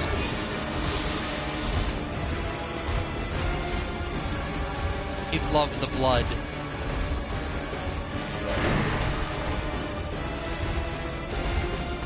Okay, that only works for a little bit. But still, it gets him away from us in a pinch. Ooh.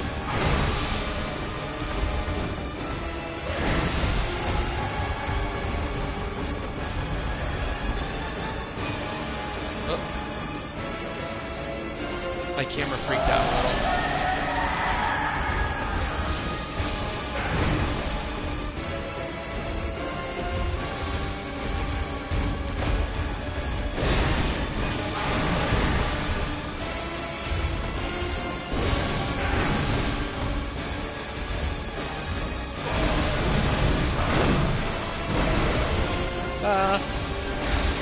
Yeah, but I thought he was coming toward me with it.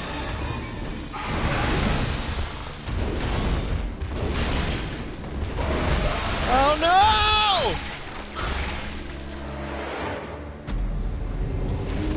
no! That move is always an instant death. We almost got him too.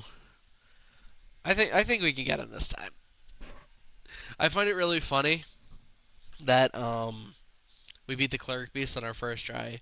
We beat Gascoigne on our second try, and now this is our third attempt going into the Blood-Starved.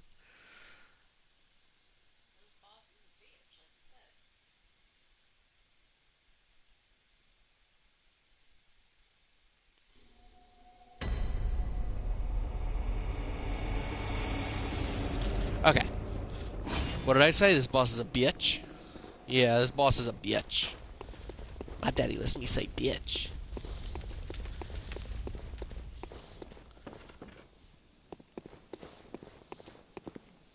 He's a bitch because he fights like an angry white guy. Just wily and all over the place. No grace or manner to it. It's just kind of... He's flailing and yelling and like... He's gross. Fights like a white guy named Kyle. He's had like his third monster for the day.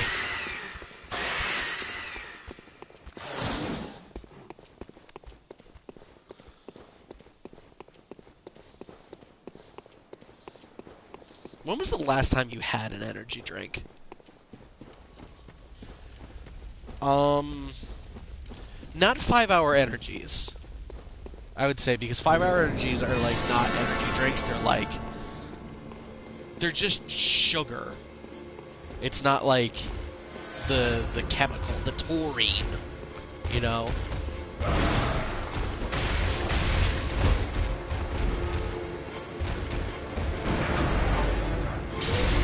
Like a Red Bull or a Monster, a Rockstar, nothing like that.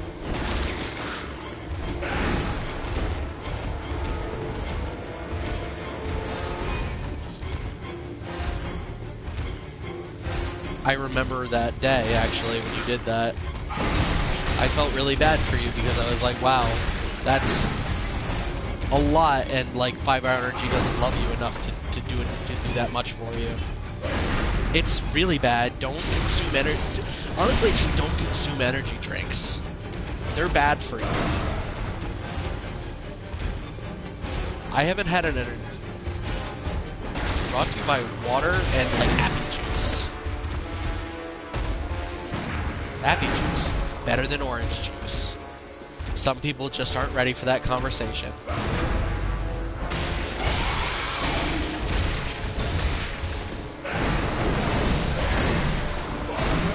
Shit.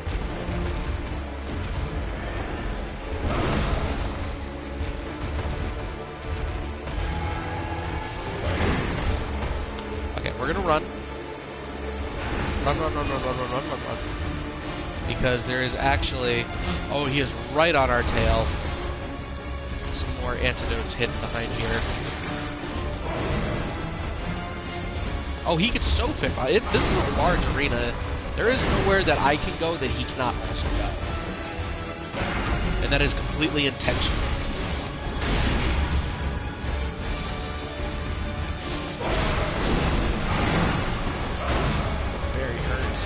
also very poisoned. No.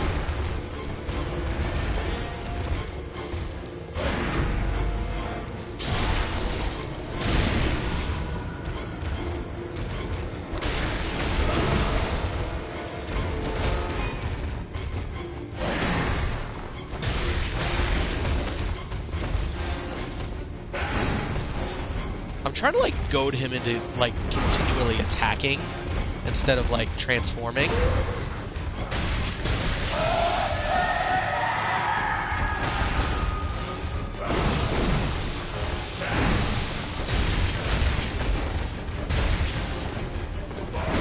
Because that means less poison we have to deal with.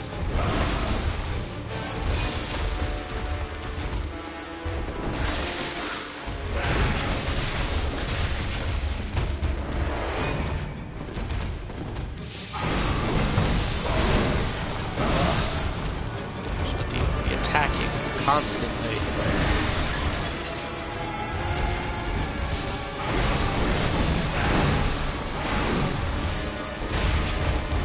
You'd think something like this in nature would be like an apex predator. Like, it's huge, it's dangerous.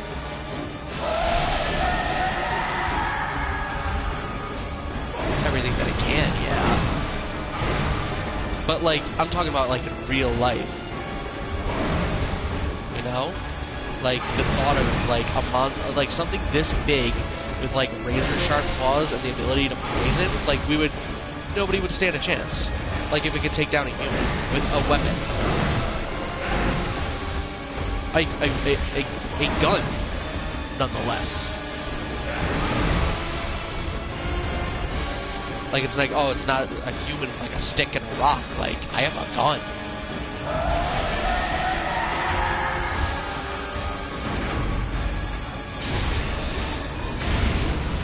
What, do we do it? We did it! Ripped its head off. Nice.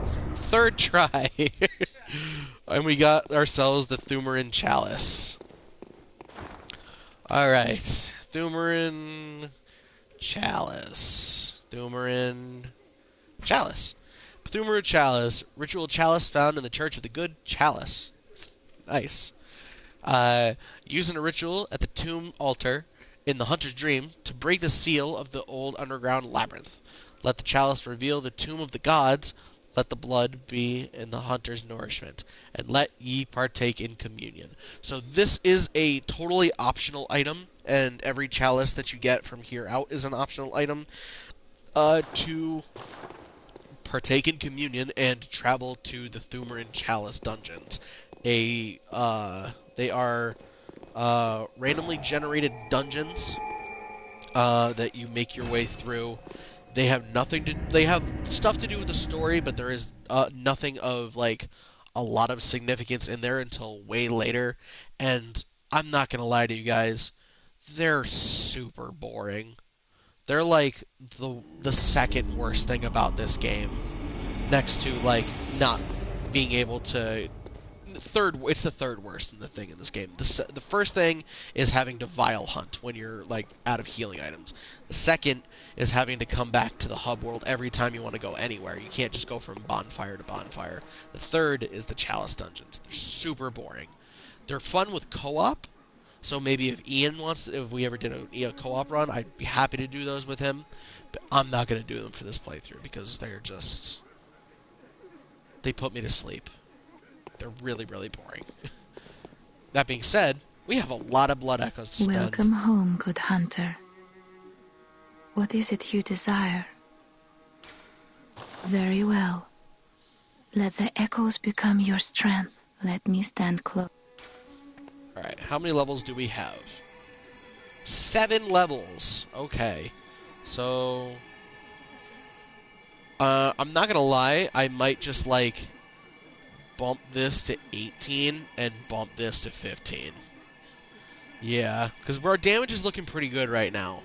It's our survivability and our endurance. So I think I'm just going to, like, bump those up a bit. Farewell, good hunt. May you find... Yes, may we find our worth in the waking world. Okay, so Do we have any? I don't think we could actually upgrade our Kirk hammer anymore right now because we actually need twin bloodstone shards, which we lack entirely. We haven't found any. Huh? Not right now, no. The other weapons I would like to try are maybe a little later in the game. So let's... You know what? Let's go back and check on Odin Chapel.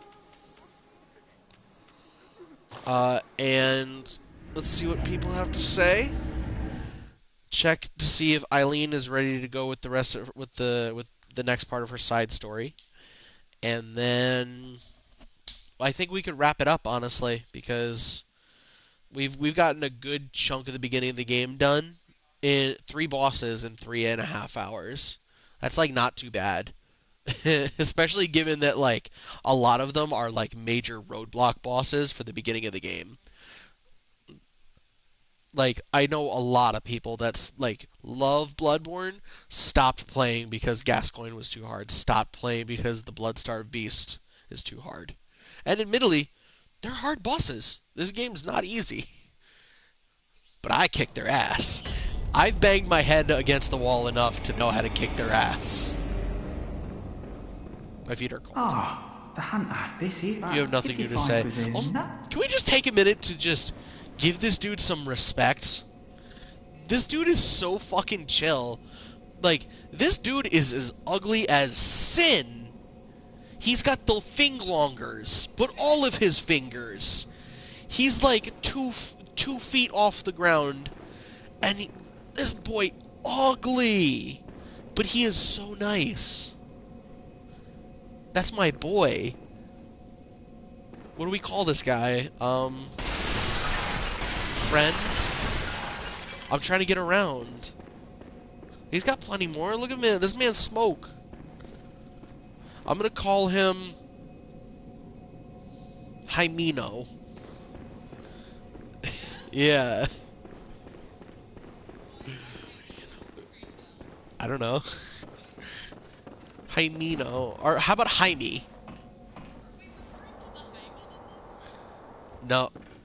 No.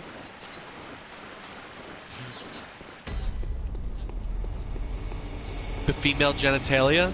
Yes, I do. I do. I'm a big fan. Winks with both eyes. Okay, we're still too early. This is perfect. This is exactly what we want. Yes. Alright. You know what? Then we're gonna wrap it up here for now. So if you guys stopped by the stream today, I want to give you guys a big thank you for continuing to support me. We're trying, like I said before, I said yesterday, I didn't say it yet today, we're trying to make it to affiliate. We're very close to getting there. We just need some more followers, so if you guys can leave a follow, that would be great. We need some more viewers to come in here on average, so if you guys want to stick around for a little bit longer, you know, chat with me. Like, I'll chat back. You know, just to get you guys to come in and engage you guys, give you guys some good entertainment on top of the video games, please do, because we're trying to reach affiliate, because I really want to do a Black Lives Matter charity stream. It would mean a lot to me. That is our ultimate goal, but I can't collect donations until I hit affiliate. So please, give me a follow, give me a like, tell your friends, come in and see, come in and hang out. If you guys want to get in touch with me at all, you can always chat with me on during when I'm streaming, or you can follow me on Twitter. Shout outs to my friends. My buddy actually right now, if you want to go watch, he is playing Pokemon Showdown. He's having some fun, doing some drinking challenges. He might do some Mario speedruns. You can find him under KOF, as in King of Fighters, _ HM04, like the strength move in Pokemon's. He's a really good streamer, creates a lot of good content. Now that I'm done, maybe you guys can go watch him. Anything else? Thank you to anybody that might have been hosting me tonight. I'm not sure if anybody did. But if you did, thank you very much. Thank you to my lovely fiancée, Zoe. They are amazing and always watching over me. my eyes in the chair. Thank you again to everybody for coming out to watch. And that's it. Yeah. Have a wonderful night. Goodbye, my friends, for now.